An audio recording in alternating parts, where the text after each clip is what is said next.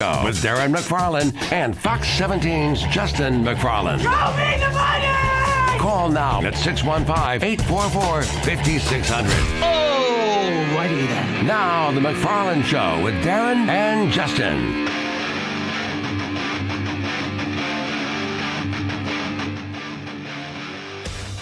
And a good Thursday afternoon to you. And yes, it is time for the McFarland Show here on WNSR. Darren and Justin here with you. We're live at the Strike and Spare Family Fun Center studio. Devlin is alongside. It is nice to see sunshine outside. It is. It changes. Maybe that's why this week's shows have been spirited, because it's been gray and overcast and raining, and it just puts you in a different mood. Today, it's sunny outside. It's beautiful. It's beautiful. But you just wait, because the cold is coming. It is. All right? So everybody just don't say no one told you it was going to get this cold, because I'm telling you right now, if you're listening to the sound of my voice, it's going to get cold. It's going to get real cold. Coming up real soon. And we were listening before the show at Mo Williams. Mo Williams is the head basketball coach at Jackson State. Yes. Yeah, the Mo Williams that played in the NBA for well over a decade. Yes. It's cold, too, at his press conferences. It's cold in his arena because nobody is there. There's no juice. There's no energy. And he's just flat out mad about it. I mean, and the reason we're bringing it up is because his press conference, and I saw the highlights on Sports Center. I was like, why are they showing Jackson State men's basketball? Well, Jackson State, they played Mississippi State last night. Oh, is that why? Okay, yeah. Okay. I couldn't remember. They weren't playing somebody. And what you heard was before the game. That was before the game that he was saying those things. Oh, that was before? Okay, yeah. Okay. Why was he doing that? Why was he saying that before the game? When? Because he wanted what he wanted, and you know, just to bring this all the way around, as you mentioned, Mo Williams, the head coach of Jackson State, he was trying to get their fans in the building to encourage his team after they were set to take on a really big opponent in Mississippi State. And the SWAC conference in particular has had a number of teams pull upsets this year over some of the teams out of conference. For instance, Grambling State beating Vanderbilt the other day, and they've had a couple of other teams pull some pretty decent victories as well. I saw Alabama A&M beat somebody of relevance the other day, that same conference. So he's trying to get his troops, rallied to see if, we can pull an upset, do something special, get something going, because it hasn't been a good year. So it was at Jackson State. It was at Jackson State. So they got Mississippi State. Okay. Yeah. That's good that they were able to pull Mississippi State to come on down to their place. Absolutely. Yeah. Well, it's it's in state, so right. It's not like it's still some great distance. But yeah, you're right. Your point is taken. No, I got you. I'm trying to find Tennessee's exactly how many people in state showed too, up. but I don't think MTSU's had Tennessee at the Murphy Center anytime soon. Probably not. I don't think so. I think didn't the Lady Vols go there one year, a while back? Right. I think they came to Murfreesboro, but they haven't had. But you're right. Boys there. And listen, I don't know if the Vols are going to the Gentry Center over there. Right. I don't know if that's going to happen anytime soon. No. Good on them. And there were. Let's see. I was going to say, you could hear the ball being dribbled. Okay, let's just say that it echoed through the gym. It was a little light in attendance. Well, his speech didn't work. I'm trying. Well, was it? Because I'm trying to find how many people showed up there last night. I saw Mississippi State won by 10. I see here, but I don't know what the attendance. And even if it does show me the attendance, we all know the attendance, is not always the most accurate thing. No. With these numbers here, it can be padded. Just a little bit. This just in. Say it can be padded. It can be padded.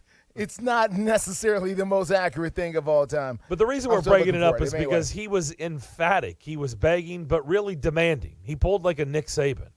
And Mo Williams, has clout. He played 13 years in the NBA. And I guess he went to Jackson State, right? I don't know. Now well, because he said he's been going to football games since he was 6 years old. He may have grown up there in Mississippi, but it doesn't mean he went to school there necessarily. Yeah. I mean, he's an NBA player after all. So I mean, I'm not sure there. But they play in a place called the Mississippi Coliseum there that only holds, according to the numbers here, the capacity is only 6,800. Now, I still don't see exactly how many people they pulled last night. I don't have that. He played at Jackson State. He played at Jackson State. Yep. After all of this, I almost feel like Devlin should just go ahead and play it, because as much as we've talked about it. He's from Jackson, Mississippi. Yes, he is. He is from Jackson. There's no question about that. Devlin here. I'm going to send something to you here. Pull it up very quickly because we got to hit some other things here. So I just sent it to you, my man. And as soon as you can cue that up. Again, this is Mo Williams. He's the head coach at Jackson State University. This is before they played the Bulldogs from Mississippi State at their place. By the way, I was last wrong. night. Yeah. Sorry. Hold on. What's up? He played. I was like, no. I was What sitting there happened? when I said it. I was like, that doesn't sound right. No, Mo Williams played at Alabama. Remember, he was with Mark Godfrey. When Mark Godfrey was the coach at Alabama, they had some good teams, really good teams. Yeah. I Did do some remember runs that in now. the NCAA I do tournament. remember that now. Yeah, Mo but he Williams- grew up in Jackson, though. Yeah, but he grew up in Jackson. Before That's making why the he transition. said- That's why he said yeah. what he said here. Devlin, is you ready? Go ahead and let's hear a little bit from Mo Williams. I'm not interested in moral victories, it's just showing up.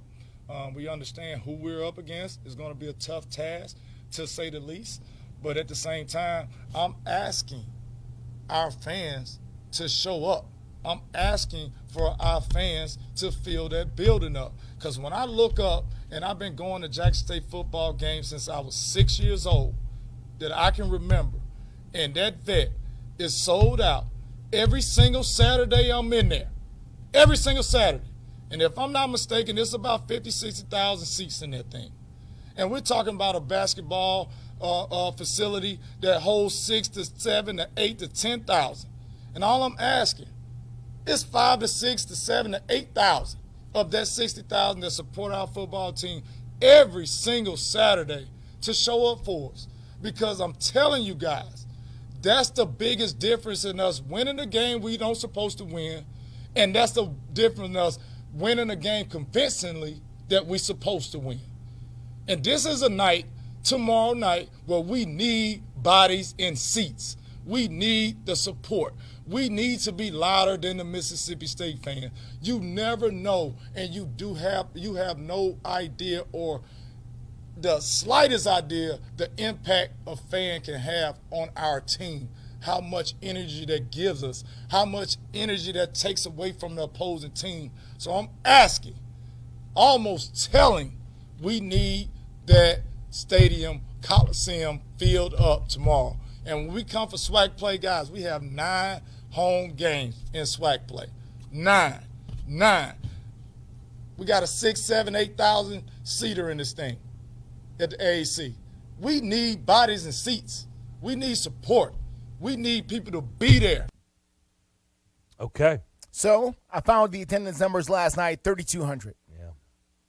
So, and they lost by 10. Yeah. But, listen, can't blame the man for trying, okay? He was trying. You got to give an A for effort on the speech, though. He was pouring his heart out there. Breaking news. This is this is some cutting edge stuff right here. Yeah. You're not going to get this at a lot of other shows. You got to win to get people to show up. Yeah, the basketball team is 1-9. Yeah. So that they haven't been very good. Anyway, that was a nice detour. I wasn't expecting to go there. Yeah, but that's no, fine. but it's cool. I love his passion. That's what we try to do. We try to bring the passion every day. He had passion, no question about that. Our next guest brings the passion All every the time. day, especially if you talk college football with him. Mm-hmm. Bill Keene heard Monday through Friday here on these airwaves, 6 to 9 a.m., unless it was yesterday, because yesterday he went 5 hours. Had a little party. 5 hours at the beautiful downtown Omni. Mm-hmm. Bill, how'd it go? It went well, guys. 5 hours is like playing a 7.5 quarter football game. It's a little long. Yeah, it is. I've done 5 hours. It's a lot long, actually. It is. But it's worth it. It's all good, guys. Well, good. Good to hear. It sounded great, and looks like you had another great turnout, so good job by you. Sad news, right, to start off this week. Just horrible news about Mike Leach. I mean, golly, it just you think about, what's your story? It seems like everybody's got a Mike Leach story. I don't know if I have one. We just traveled together because after the Texas Tech fiasco, he ended up on our station on Sirius XM, and they'd send us to these championship games to Pasadena or Miami or New Orleans, et cetera. And so we'd be together, and I just got to know him. He can be that quirky guy. I think that's a TV thing. He's not really like that when you're just chilling, you know. That's just kind of a thing he has fun with. He actually, behind the scenes with a football team, is a very old school, hardcore dude. And run people off. He's not the same guy as you think, but I really liked him. He was a heck of a guy. He is eccentric, like he projected, and he was the ultimate optimist. I've never had a coach that I thought actually believed that if you're in the third quarter late and you're down 42-14, you can actually win the game. I swear to God, this guy thought you could win that game. And he did it some. I mean, he did it occasionally. And most coaches, if they were to tell you the truth, that you're out of that game. You're just trying to maybe play well and get your team back, right? This guy thinks that's a perfect time to win that game. He thought like that. He's interesting. You know, I saw a video last night on Facebook, Justin, from someone you used to work with, Paul Jones, who was at Fox 17 for a long time. Know Paul well. I don't remember this piece, but I did get a chuckle out of it watching it last night on Facebook. Yeah. He evidently, I guess when they came through, I don't know if it was Music City, but I don't know what he was. He was in town for, maybe it was a coaches convention. I mean, I've out there at Opryland Hotel, I know they used to have the deal with all, you know, with the coaches association. Either way, however, he reached out to Mike Leach. So he wanted to do a story about how he looks like Vince Gill.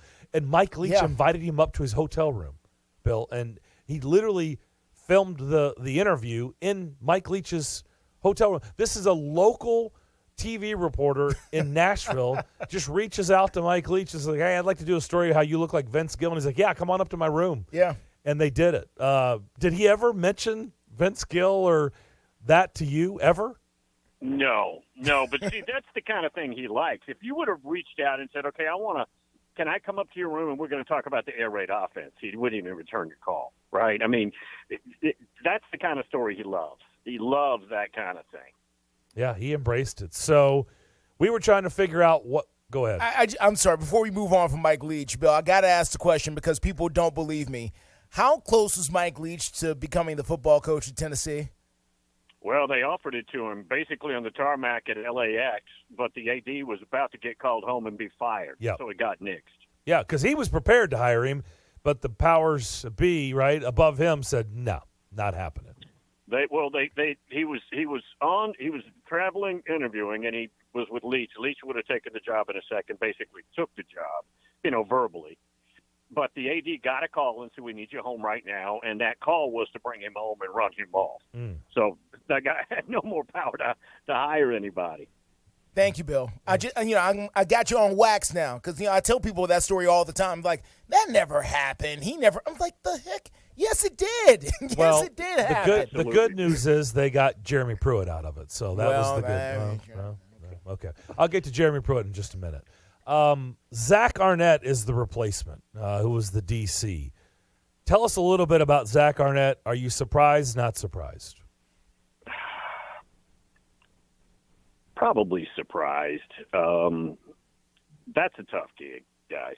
That's a really tough gig. The chances of winning there at any point are not good. And now you're going to elevate somebody on the staff who is totally opposite from the coach. He's a defensive coordinator. It's probably got about a 5% chance of working. And he may be a good head coach. That's a terrible formula that they have decided to stick with there. I'm starting to hear a lot of stuff about Jeremy Pruitt returning to Alabama. Is there a lot of truth to that? Might be. I think Alabama, well, I'm pretty sure. Alabama has been working with the SEC to kind of get an okay here. Had to do the same thing for Bruce Pearl, remember, because Bruce Pearl was ostracized. Bruce Pearl was convinced that he'd never get back in. And I know this because he told it to me multiple times. He used to, again, he was on our channel too when he was out of coaching. And Jeremy Pruitt has kind of been banned, but I think the feeling is maybe they've got clearance here, and there's a chance you may see him sooner than later at Alabama. Now, again, I'm trying to leave it open-ended, guys, because you know how that could go. But that's a legit point. It's a legit topic. I mean, is it because he says I mean, why does Nick Saban want Jeremy Pruitt back? Because Jeremy Pruitt has this persona of tobacco chewing. He can't speak clear English. He's actually a highly intelligent guy, and he's a brilliant defensive coordinator, and he's also a brilliant recruiter. Players love this guy. So in that role, he's excellent. I mean, he's been part of I don't know how many national championships. Think about it. 4. At Alabama. Then that 1 year at Florida State, they won the national championship. He was the coordinator. Then some things happened. He had to get out of town, so he ended up at Georgia, did a fantastic job there. He's just probably not a good head coach. But for what they want him to do, guys, he is A-list. This is why we have you on. I wouldn't have never thought any of that. So no, because his persona does not yield what I just said, does it? Not at all. No. Some of the ththings he did at UT would not lend me to thinking he's a brilliant man. Okay, just saying. Did you see where he's been traveling playing poker in these professional tournaments, and he's a rookie basically, and they were interviewing these veterans saying he's really good. Really? He hangs with us. I did not hear that. I did not know Pruitt had gone to professional poker. I'm not kidding. Oh my God. They interviewed all these guys that are 10, 20 years of all they do is these long drawn out tournaments. You got to pitch in $20K to participate, and they said this guy hung with all of us. Oh my goodness! He's got enough money; Wow. he can qualify. Yeah. Golly, that's that's good stuff he can right get there. at the table. Yeah. Okay, here's another thing. I know you're not a scout, Bill. I know this is not your deal. But yesterday, towards the end of the show, Todd McShay came out, and I get it. It's like I know it's December, but hey, some people can never get enough draft talk, right? Where these guys are going to land at the next level, and plus they're all opting out to focus on that. Anthony Richardson, Todd McShay's mock draft yesterday, the 11th pick in the draft. I'm not a scout. What am I missing? The 11th pick in the draft. He's not consistent as a college player. I don't know what changes. Now, he is a spectacular athlete who's got all the skill you want. Yeah. It just doesn't connect. And, one game he's running up and down the field looking like Vince Young. The next game, they say he lost his confidence. And he looks like Barney Fife trying to arrest somebody, right? I mean, seriously, how does that guy, after how well he played early, lose confidence? I don't get that. Look, as a GM, you're picking talent, but you're also allocating money, right? Which, for what he's done, you cannot allocate, I don't think, anywhere near the first round money for him. Wow. Bill, I want to ask you about the future of these bowl games. If the draft class, essentially, let's just call it that, if the guys who think they're going to be drafted don't want to play in these bowl games, what is the future going to hold for these bowl games? Are people going to spend hundreds or thousands of dollars to go if their favorite player that they've been watching all year is not going to be out there? There's two groups of people among the fan bases. There's more, but I'm going to just simplify it into two. And there's the casual fan who is not reading the recruiting rankings, probably doesn't memorize the depth chart, knows who the quarterback is, knows who a couple players, and that's it. Then they just love the team, and they casually support them, and they buy tickets. There's another group that's hardcore. They memorize the depth chart. They go through the recruiting rankings. They go spastic if a kid doesn't commit to them and goes to another school, that guy. The second guy or gal, they don't care unless it's a playoff game. But if it's a random bowl game, they'd rather see the young people. I talk to Alabama fans all the time. They love Bryce Young. They appreciate everything about him. They don't want him to play. They want Ty Simpson to play. He's the kid out of Jackson who's their future, and they want to see some of the young players. They already know. Will Anderson's already done all that he can do, right? Bryce Young's already done all he can do. They can't help him this year win a national championship. I'm kind of with them. I don't need – Bryce Young needs to move on and make all his money. I want to see the young guys. Show me the future. I'd rather watch that. Yeah, but you eat it, Bill. I mean, you eat it all day and all night. Correct. I mean, but Correct. that's not every college football. But maybe I'm wrong. Maybe those are the fans going to this game are the people who do what you do, who eat it like you do. I don't think Alabama. This could be. Remember the Utah Sugar Bowl? I do. About 12 years ago. Mhm. This could be Utah 2.0. Alabama doesn't want to be there. No. I mean, Jesus. But this game, the season is ruined. If you beat them 42-20, so what? I mean, what does that prove? We already know you have a better program. Yes, well, yes, we're sure of that. Can I ask you about? Yes, and listen. I want to ask you about Purdue, who hired Drew Brees today to be an assistant for their bowl game here. It is every single fan's dream to have the Hall of Fame NFL player who went to their alma mater come back and coach. Every single time there's an opening at Tennessee, from now until he dies, Peyton Manning will be up for the job at the University of Tennessee to be the head coach, and many others are in his position. Drew Brees, thinking about, he's gone over there just to get a little taste here. What is the possibility of one of these things ever happening, Bill, where one of these guys who go off and do great things in pro football come back to their school and decide, I'm going to take off my gold jacket and I'm going to go, be this college football coach for my team? Most of them on that level don't want to do it. It's just a big pain in the neck, right? Why don't I want to be watching film all night, working 18-hour days, crunching, scouting, begging some kid to recruit? I'm in the Hall of Fame. And I got $200 million in the bank. Correct. Right? So most of them just don't want to do it. Now, there are a few that are just football junkies, right? I've already got a couple of $100 million, but I love ball. My favorite time of day is when I'm grinding on a computer or I'm at practice and it's a crappy hot day. There are people that's their favorite thing. That's a rare dude, though. Yeah. That's a rare cat. That's not even 1 in 10, right? So I don't know what he wants. Maybe he is interested in coaching, but I don't know if he understands the grind. And look, guys, the grind's even worse now. Now you have to re-recruit your own team because everybody's getting poached that's any good.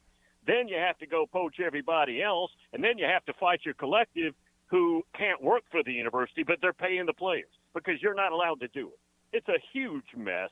I don't know why anybody with success in playing would want to go back into that. No. Not when you got $200 million stashed away. I mean, hey, honey, I know we're rich and I finally retired, but I'm going to coach 18 hours a day. And doesn't he have 4 kids? I mean, he's got a pretty large family, I don't know right? how many kids, but he's got multiple little kids too. Yeah, I don't see it. But okay, a couple of quick hitters. We know you got West Lafayette. some business to tend to. So again, I know you're not a scout, but just projecting, watching them in college, who's going to be the better pro in your opinion, Tillman or Hyatt? Tillman. Ooh, Hyatt is okay. now Hyatt is really explosive, and goodness gracious, what a year he had. But he's thin, man. I worry about his health. Now I know Tillman. I know what you're going to say. Well, Tillman Bill's the one that's been hurt all year. True. Tillman's 6'2", 6'3", about 220, and he's also explosive. So I just think physically he holds up. Okay. And let's face it, DBs in college in general aren't very good. The cover DBs aren't. There's just a few that you see. In that league, everybody's good. And the safeties are heat-seeking missiles whose favorite thing would be to decapitate you, right? Yep. I think Tillman holds up better. Okay, last thing. I think it's very, very soon, Cliff Kingsbury is going to get shown the door in Arizona. Do you think he comes quickly running back to the college game? And if the answer is yes, where do you think would be a good landing spot? Well, it's got to be somebody who wants to do that air raid thing. Yeah. And it doesn't want to play defense. Doesn't want to play defense. We're just up front, I'm telling you, we're going to win 41-38 a lot of times. But when we win, some of those we won't win. We'll lose 55-41, right? Mm-hmm.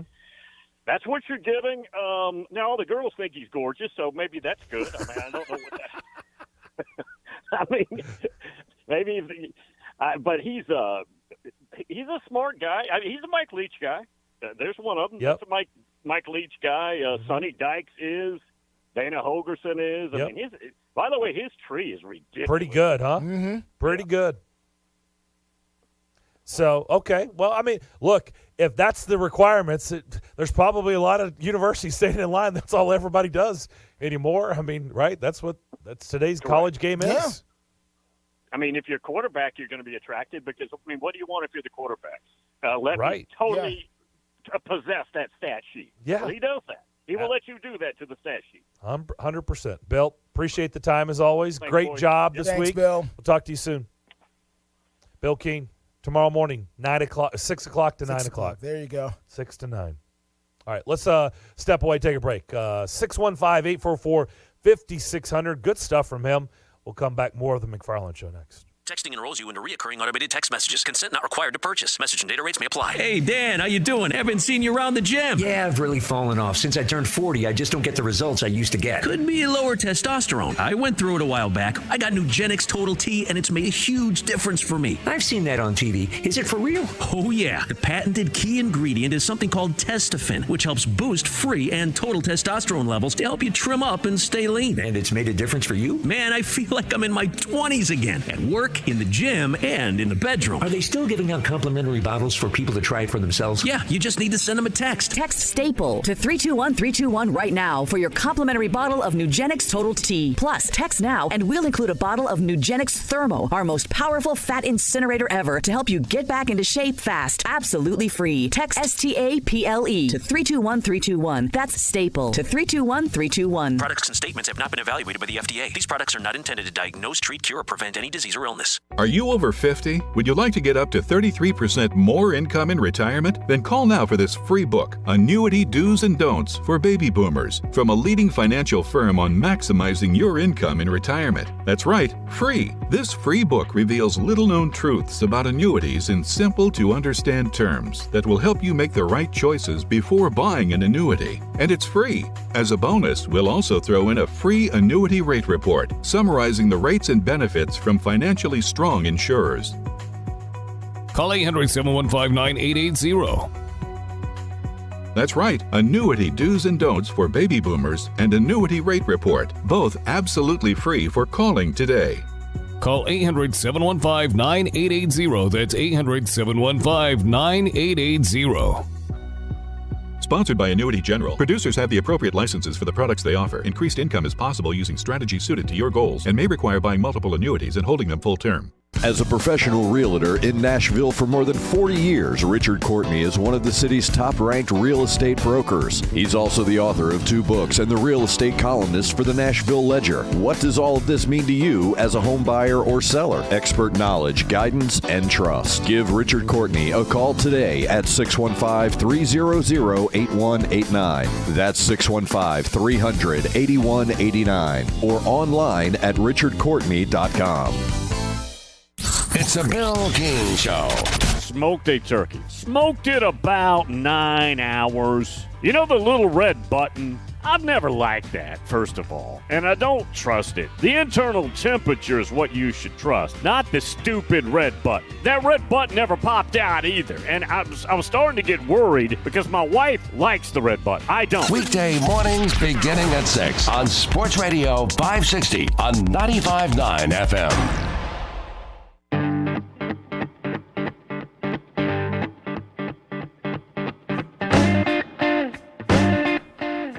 Jeremy Pruitt, poker player. Didn't see that coming. Didn't see that one either. Man. Someone getting blindsided. Can you imagine just, you're watching ESPN 12 at 3 o'clock in the morning when they got the poker, tournament going on or whatever they got, and you see Jeremy Pruitt pull up to the table? If they introduce people, we got the Texas Rattlesnake, we got, the Rocky Mountain Man, and now here is the old ball coach, and it's Jeremy Pruitt. Yeah. Trying to bluff his way out of a, out of a hand or whatever he's got. Whatever they do. I don't know much about poker, so I'm not going to pretend I do. But that would be amazing to see. Just amazing to see. I have no problem sitting there watching poker on television. Oh, yeah. No, I ain't saying I have a problem with it. No, I think it's fine. No, I'm saying I do. I guess I'm saying. I don't know what I'm doing. I don't know what I'm watching. But You've never played? No, I've never played poker. Wow. No. No, me and gambling. I life don't know is about that. life is a gamble, man. Oh, every day. Life is poker. Yeah, but I have to be accountable to the cash at some days point. you fold, some days you're all in. What's true. I mean, Kenny Rogers made a lot of money. Yes, he did. Right? Know when to hold him, know when to fold him. Yes, sir. Tonight, let's see. Preds are in Winnipeg. Yeah. Flattest city in the world. It's cold, by the way. It's snowing in Winnipeg. Yeah, I was going to check the temperature up there. My experience in Winnipeg, when I said that yesterday, I know, shocking, sarcastically. You haven't been to Winnipeg? And you're like, no. No. I'm like, I know, that's surprising. It's such a hot destination. Yeah, who wouldn't? For people. So you haven't been? Well, why not? What are you waiting on? Clearly, I was just there when the Predators played them in the playoffs. But here we go. It's 28 degrees in Winnipeg. Currently, the low tonight is 20. It's been snowing all day. It has been snowing. If that's not cold enough for you, this time next week, the temperature, daytime high in Winnipeg is going to be -10. Yep. Nighttime low is -17. Yeah. If you're downtown, most of their buildings are connected through walkways. You got the Minneapolis thing going on. Yeah, because you don't have to go outside. Yeah. That makes sense. You literally just walk around just through those skyways. Yeah, you just spend your, basically. Is that what they're called, the skyways? I'm not sure exactly but I know what you're talking about, how they're connected and all that. Yeah. Yeah, you just spend basically 6 months indoors. Yeah. Just trying not to go outside. Right. That's exactly right. You just spend all the time trying to figure out how not to go outside. It dumps you into the garage, and you just get to your car as fast as possible, and then you take off. Yeah. Yeah. Yeah, humans are amazing. We've come up with all kinds of ways. We just let's not go outside at all. Well, but, when it's like that, who wants to be outside? No. Well, you can't really survive, really. But you're basically, you're pretty close to the North Pole, so, Yeah. It's Get that Eskimo lifestyle. Yeah. That's exactly. rough stuff. A little ice fishing and all that stuff. Helping Santa pack the gifts up there. There you go. It's that time of year. It is. So we'll see if the Predators can pack a 2-point gift tonight. They need one badly. Tough is a tough ask tonight. Tough here. sledding. Yeah, tonight. yeah, and a team that has clearly lost its confidence here a little bit. Is the losing streak at 4 games here? Is that where we are? It is. And this is not the first time they've had a 4-game losing streak.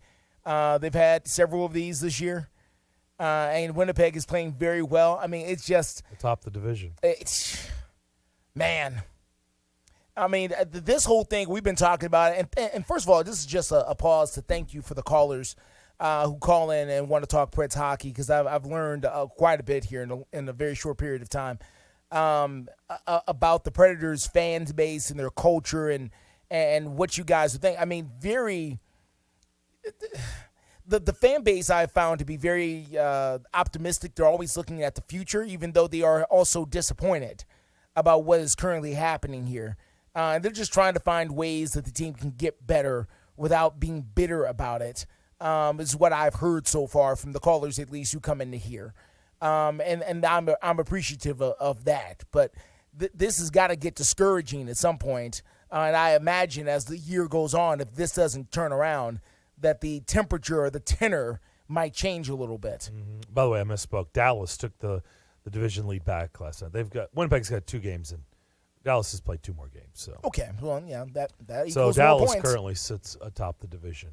If we were to ask the listeners who's closer, we've talked a lot on the show. Oh boy. In almost 3 months in the books Mm-hmm. of who's closer to a championship, because that's what this city desperately needs, right? Yeah. Somebody to finally close it out. Both have been there.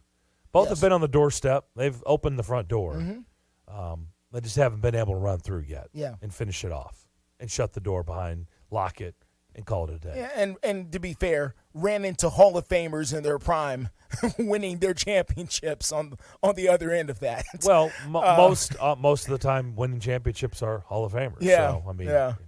We're going to keep it real. That's usually how it works, right? Yeah, that's true. So, who's closer? Like, if we were to ask today, who's closer to that? Oh, well, the Titans are closer. Are they? Yeah. Okay. Okay. Okay. I understand. Okay. And the only reason I say that is because of the and listen, to say they're closer doesn't mean they're miles closer. It just means they're closer than the Predators are at this particular, juncture, because the Titans have, at the very least, they feel like they have their coach of the future in place, where the Predators have been trying to kind of find that guy here for the last little bit here to try to move them forward. Now, the Titans, you can say they don't have a franchise player at this point. Derrick Henry is their current face of the franchise.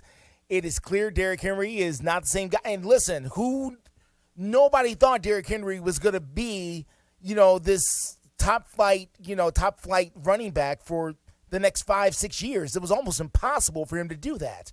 So, it just feels though at this particular juncture, they can get into the playoffs. It's easier to win the Super Bowl than to win a cup. And so I would think the Titans are closer just because they can get in the playoffs. You win 3 games, you win the Super Bowl. If you're the Predators, you got to get in the NHL playoffs after a much longer season, a lot more games. Then you got to win 16 of these bad boys to get a cup. That's a lot, man. It's a lot. The Titans are just closer, just if nothing else, based on they can get hot and they can get, if the right things fall for them, right matchups, they can get this going. I hear you, but if they don't do it this year, Ryan Tannehill's a year older. Yeah. Derrick Henry's a year older. Yeah. I don't know if Taylor Lewan's coming back or not. No. I don't think so. Oh, they're doing the rebuild By thing. the way, yeah. Ben Jones is a year older. Right? Yeah. You see where I'm going, Oh, right? sure. It can be tough now. You see what I'm getting? Like, oh, yeah. That I can't even name a receiver because right now it's like, okay, so Traylon Burks is a year older. That probably serves him good. Yeah. That serves him well. Their key guy, I mean, Bud Dupree, I don't even know if how long they're gonna keep going with this. I mean, it hasn't. Next year. It's been unfortunately another John Robinson miss. It just has. Not for the money he gave him. Yeah. Right? Sure. It's been a miss. Bud Dupree has been a miss. I think. He's been right, but they didn't pay him. Yeah, they didn't bring him in here and give him that contract to be all right. Yeah. I understand. To quote Jeremy Pruitt. Yeah. They paid him to be more than I. They paid him to be a difference maker. Yeah. I think he has also suffered from the Harold Landry not being on the other side of him, and not saying that he shouldn't be a great player even without Harold Landry. I'm very clear. I just think he's also suffered because Harold Landry hasn't been here because of his injury as well. And I think we would see more production out of Bud Dupree if Harold Landry was on the other side. That's just my opinion. I don't know that to be certain. And I'm not saying that just because of that, he should get a pass. That's not what I'm saying. Yeah. I'm just saying that's a factor. It doesn't really matter about those guys that we're talking about. I mean, it does, but it doesn't. Really, we've already gone over it. I mean, if you don't have so Ryan Tannehill. I mean, by the way, they could walk away from Ryan Tannehill. They'll have like almost dead money there. They have like almost $19 million in dead money. It doesn't make any sense. Probably not. So they realistically they have one more year. Yeah. And then what? You see what I mean? Their window was. Then you got to make a decision about what you're doing next. Their window was very, very small. Like when you say, well, the Titans are okay. Well, yeah, but it's like if they don't do it this year, which I don't know how many people would sign up and say, oh, yeah, I could see them winning it all this year. I guess it could happen. I mean, they're going to get in the playoffs. Sure. But if it doesn't happen this year, you got an older Ryan, another year older Ryan Tannehill, another year older Derrick Henry. And like you just said, I don't think anybody believes Derrick Henry is going to be the same. He's not going to be the same. He's not going to. It would almost be impossible. There's a reason why no one's ever rushed for 2,000 yards twice in their career, right? Yeah. And I know he was well on it last year, but he didn't. Yeah. That's the point. Yeah. Things happen. Yeah, you get hurt. And that's why nobody's ever done it in the history of the NFL. Yeah. But he's probably going. Look, he's still elite. He's still tremendous. Oh, man. But he is not. I don't think we've seen I think it's fair to say we've seen the best. Yeah. Right? Probably on the back half. Okay. Yeah. So, still productive, still good, still have to game plan for him, still can win you football games. Yeah. But it's never going to be that guy. That's why last year stings so much. Yeah, it right? hurt so bad. Yeah. Last year and the year before, those were really their two windows, right? Those were the two. Well, really, the last 3 years under Mike Vrabel, right? Like those. Yeah. That felt like that was the window. Yeah. That was the window to get it done. To get it done, this was the that time. was the window. And it just didn't happen for a variety of reasons. Yeah. Another year, it's like, okay. And then if it doesn't happen next year, Justin, then you're talking about they got to find the next franchise quarterback. Yeah. They got to find the next franchise running back. Yeah. They got to find, and it's like, well, they got to find their next long-term center. That's, by the way, that's a really important position. It this is. just in. They got to find the next left tackle. So, really, when you start examining the roster, it's like, well, and not only that, they're not really that close. The teams around you are going to get better. Jacksonville is clearly getting better. Indianapolis will rebuild and come along at some point here. So, yeah, I'm just saying that the NFL has added another playoff spot. It is no longer 12 teams. It is now 14 teams that gets to make the NFL playoffs. And then you have to win 4 games to be the world champions in the NFL. It's just a shorter path. And because it's a shorter path, it's just easier for the Titans at some point. Major League Baseball and the NHL, it's a grind trying to get that championship. And by the time you get there, it has been a journey and a half. It is not an easy flight to get to the cup at center ice. Yeah. We'll come back. Pat Sperduto will join us. We'll tell you how you can help us as we get a little bit closer to Christmas. We'll do that on the other side as you listen to the McFarland Show. WNSR, Nashville Sports Radio. Nashville's first curling venue is here at T-Line Nashville. Come check out T-Line Nashville and experience the world's fastest growing winter sport today. Curling is a fun and simple sport that's a perfect outing for friends, corporate events, families, or parties. T-Line also has classic bowling and modern bowling mini games. With over 20 HD TVs, you can come watch your favorite teams and some of the best food and drinks here in Nashville in the large bar and grill area. They also have an outdoor area with a fire pit, and you can't forget the live music. T-Line Nashville is a one-stop shop for a great night out. Located at 106 Duluth Avenue and online at tlinenash.com. You can book your party now or give them a call at 615-439-1024. That's 615-439-1024. And make sure you give them a follow on Instagram and Facebook at T-Line Nash for all the news, events, and updates. T-Line Nashville. Nashville's first curling venue is here. Today on Hey Culligan, reverse to reduce. Here's Bob. Hey Culligan, I love fresh water, but I got plastic bottles coming out. Whoa, Bob, you are not kidding about the bottles. But did you know Culligan's reverse osmosis and always-on drinking water systems provide fresh, clean, delicious drinking water and help reduce the equivalent of over 15 billion plastic bottles from landfills worldwide? Holy, fresh, environmentally friendly drinking water. Am I right? Right, Bob. And we're already on the way. Let us help you out with a free in-home water test from a local Culligan water expert at Culligan.com. Without the ones like you, who work tirelessly to keep things running, everything would suddenly stop. Hospitals, factories, schools, and power plants, they all depend on you. No matter the weather, emergency, or time of day, you're the ones who get it done. At Grainger, we're here for you 24/7 with supplies and solutions for every industry and access to product specialists ready to help. Call, click Grainger.com, or just stop by. Grainger, for the ones who get it done. This holiday season, tee it up at Edwin Watts Golf Shops for the hottest gifts from Callaway and Bushnell. The Callaway Rogue ST Woods are designed with AI for faster ball speeds. And while you're there, grab a dozen Callaway Chrome Soft golf balls. And from Bushnell, save up to $75 on the Tour V5 and Tour V5 shift rangefinders. There's also gift cards for those favorite golfers on your list. Don't miss these holiday gifts and more happening now at Edwin Watts Golf Shops, home of the 90-day satisfaction guarantee. Five-state forecast. Your exclusive Nashville Sports Radio WNSR Sky Scan forecast. Today's going to be mostly sunny with a high of 50. Partly cloudy tonight, low 32. Sunny Friday, high 46. Saturday and Sunday, sunny, high each day this weekend, 40. Utilizing the resources of the WeatherBug Network on National Sports Radio, I'm WNSR's meteorologist, Jim Rinaldi. Sports Radio WNSR.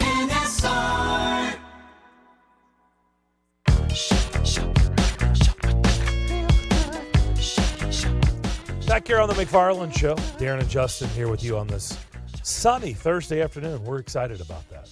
We're live here in the Strike and Spare Family Fun Center studio. You can also watch us every day. YouTube, Facebook, Twitter. As Justin gives you a salute. We salute our next guest.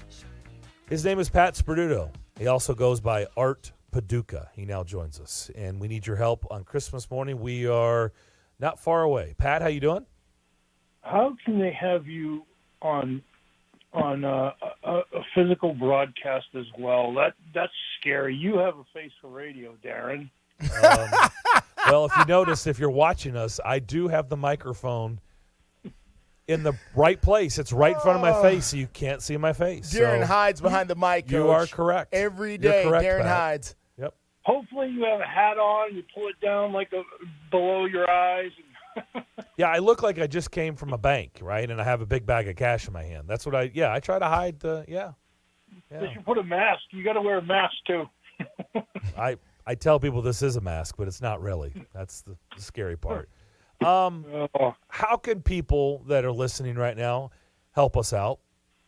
People can help us out by, again, go out and doing I know everybody's out there Christmas shopping now as we get closer and closer.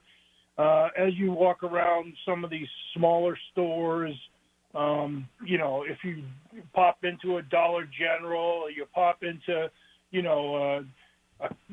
don't even think, is there such thing as a Kmart anymore? No, I don't Coach. think I think Kmart's the blue light's gone. I know the Sam's Club and Costco. Yes, they are still around. Yeah. Yes. Now when we reference blue light, it means you're getting pulled over. Yeah.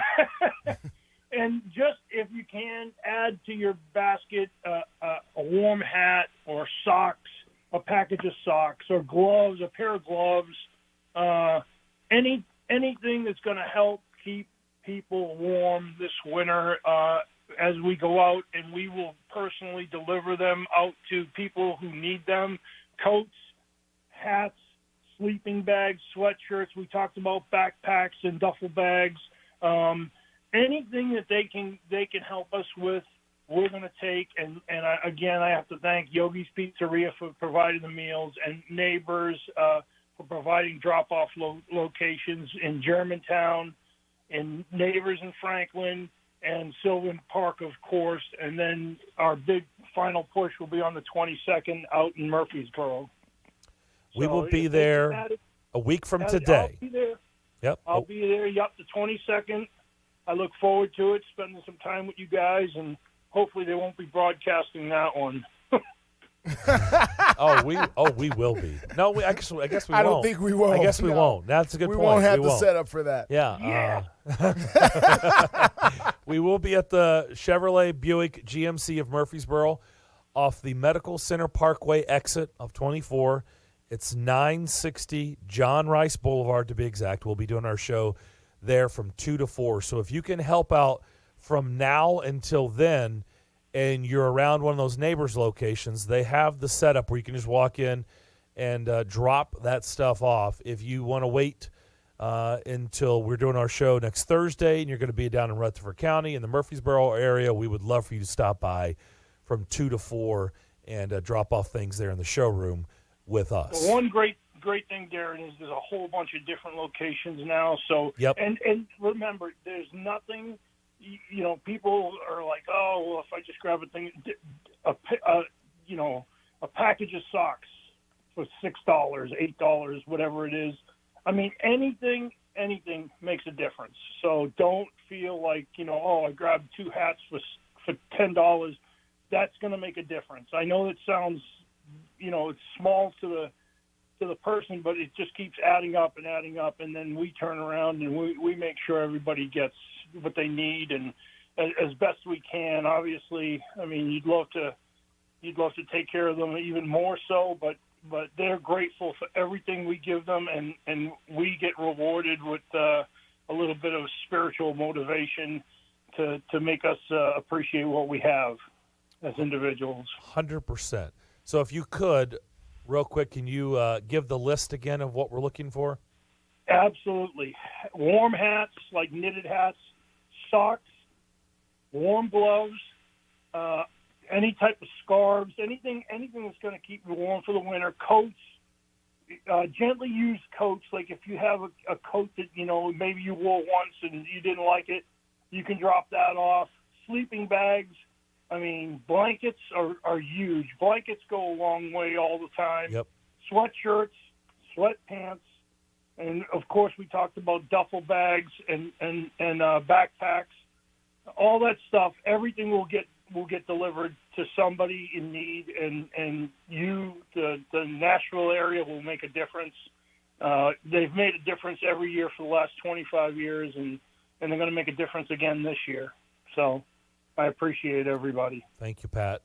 Real quick, whenever Earl's job is hard, trying to evaluate, how it's going to translate to the next level when the college game, although the NFL game has definitely changed, and so it's got a lot more college influence than we ever thought.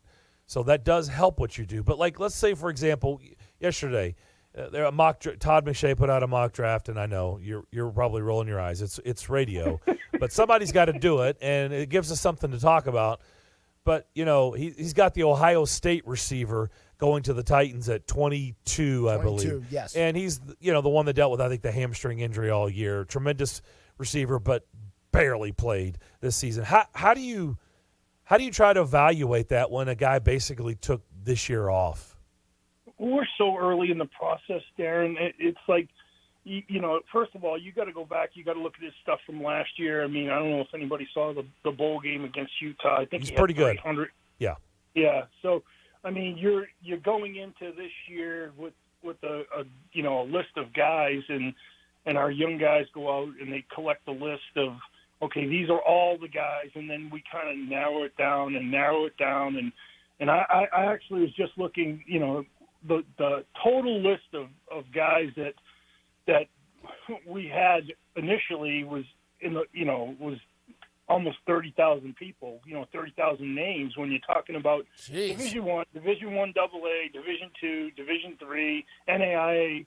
So, and you just narrow it down and keep whittling away, and then, like I said, we're so early in the process because we still go to, the All-Star games, and we interview these guys at the Combine, and we bring them to our facility, and we go to their pro days, and, you just kind of build up almost like a resume and interviews that you kind of get a feel for who they are, what the problems were, what their distractions are, where they're going to go, and then it's not a science, We want to believe it's a science, and we can use some measuring tools like the 40-yard dash, the height, the weight, the speed, the arm length, the hand size, and all that stuff.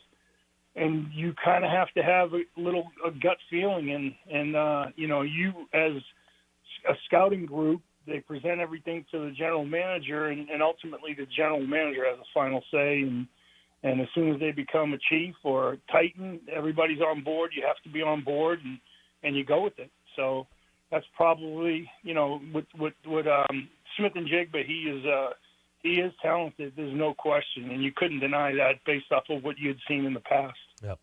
Good stuff, Pat. Appreciate it. We'll talk to you tomorrow to close out the week. Thank you, sir. Sounds great. Appreciate you guys both. Thank you. Pat Sperduto. We'll step away, come back, wrap up the first hour next.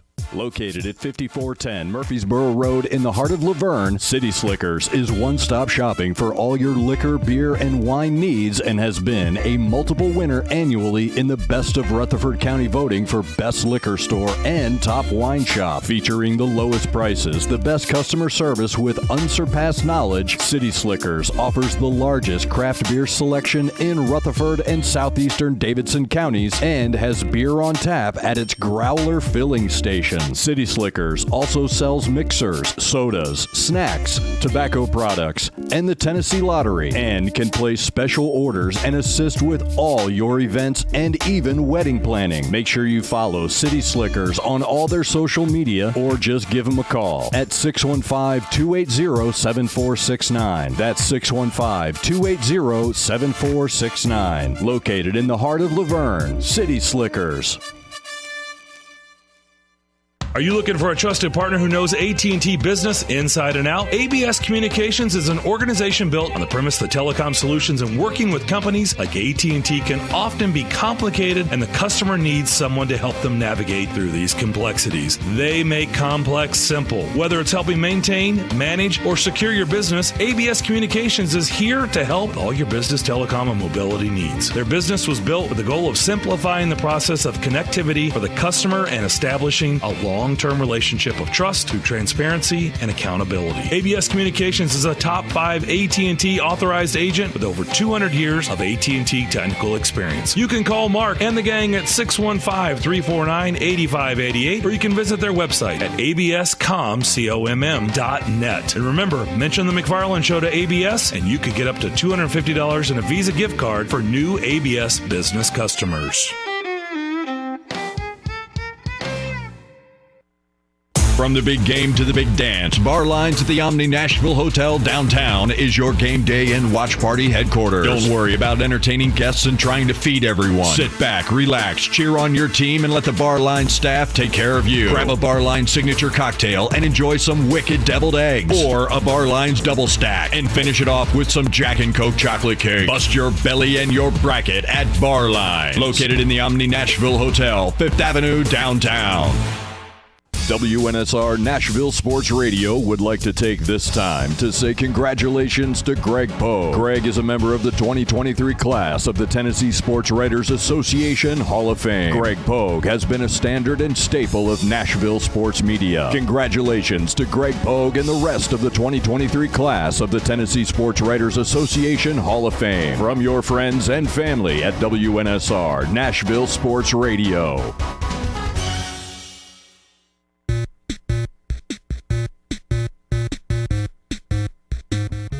Talk some Titans with Steve Lehman coming up to begin the second hour of the program. Good stuff from Pat. Appreciate him joining us. I don't know if you saw this, but the NCAA, Mark Emmert is retiring. I was just reading up on that a little while ago. Yes. They have found their next president. Yes. He already has a job he'll be leaving soon. Oh, bless their hearts, the NCAA. Bless their hearts. The guy has zero experience with universities, teaching, colleges. I mean, zero. Well, that's not necessarily true. He's the governor of the state. We're talking about Charlie Baker, who is the 66 years old. Yes, current governor of the state of Massachusetts. And Darren, what you may not be aware of, or maybe you are, is that every single governor in this country is the de facto and automatic chairman of the board of, I don't know, a dozen or so universities, in charge of their monthly budgets, board of trustees, all that kind of stuff. They get very plugged into their state schools because they are funded by the state. So he's done probably quite a bit of work with universities. Now, is it like being the NCAA president? No, I'm not suggesting that. But I'm just saying that, he's not completely removed from university operation. Well, that was what I was reading in the article on ESPN.com. That's what they were saying. Well, they're mistaken. Okay. They need to. Well, because they probably have sports writers who probably don't know those kinds of things. Yeah. So the advantage you get when you dip into some news sometimes. No offense to Mark Emmert, but it's going to be offensive. This guy can't be any worse than Mark Emmert. So I don't think he did a great job as the NCAA president. Well, just saying. There's some debate about why the institution even exists anymore, but that's a whole other. Yeah, we don't have we don't have that time, do we? Yeah. All right, we'll come back. Hour number 2 of the McFarland Show next. On air and online, Sports Radio WNSR, Brentwood, Nashville.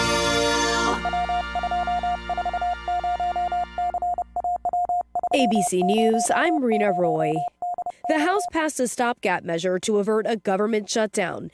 The Senate could take up the bill today. The deadline delay gives lawmakers another week to work on the long-term spending bill. ABC's Jay O'Brien says House Republicans would like talks to continue into the new year. That's something that Kevin McCarthy and House Republicans certainly want. They want these negotiations to potentially be punted to the new Congress come January. Democrats, though, say that that is very much unlikely to happen. They have that framework of a deal with Senate and House appropriators. They have at least that extra week to continue negotiating. New York's governor says the state is ready for the wintry mix moving in, part of a massive storm system that's packed with snow, rain, and ice to the north and tornadoes in the south.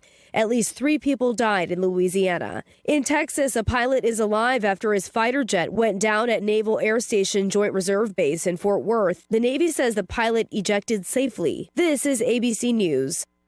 Every day, I bet your floors have shoe grime and pet grime and invisible grime. Invisible grime? Yep, the kind of grime that you only notice when you look at your socks. Ew. So get Swiffer Sweeper Wet, the cleaning power of a mop with the convenience of a wipe. Sweeper heavy-duty wet pads come prepped with a cleaning solution that traps and locks dirt and grime deep inside the pad, even dirt and grime you can't see, for the clean floors you want, anytime you want it. Swiffer Sweeper heavy-duty wet pads.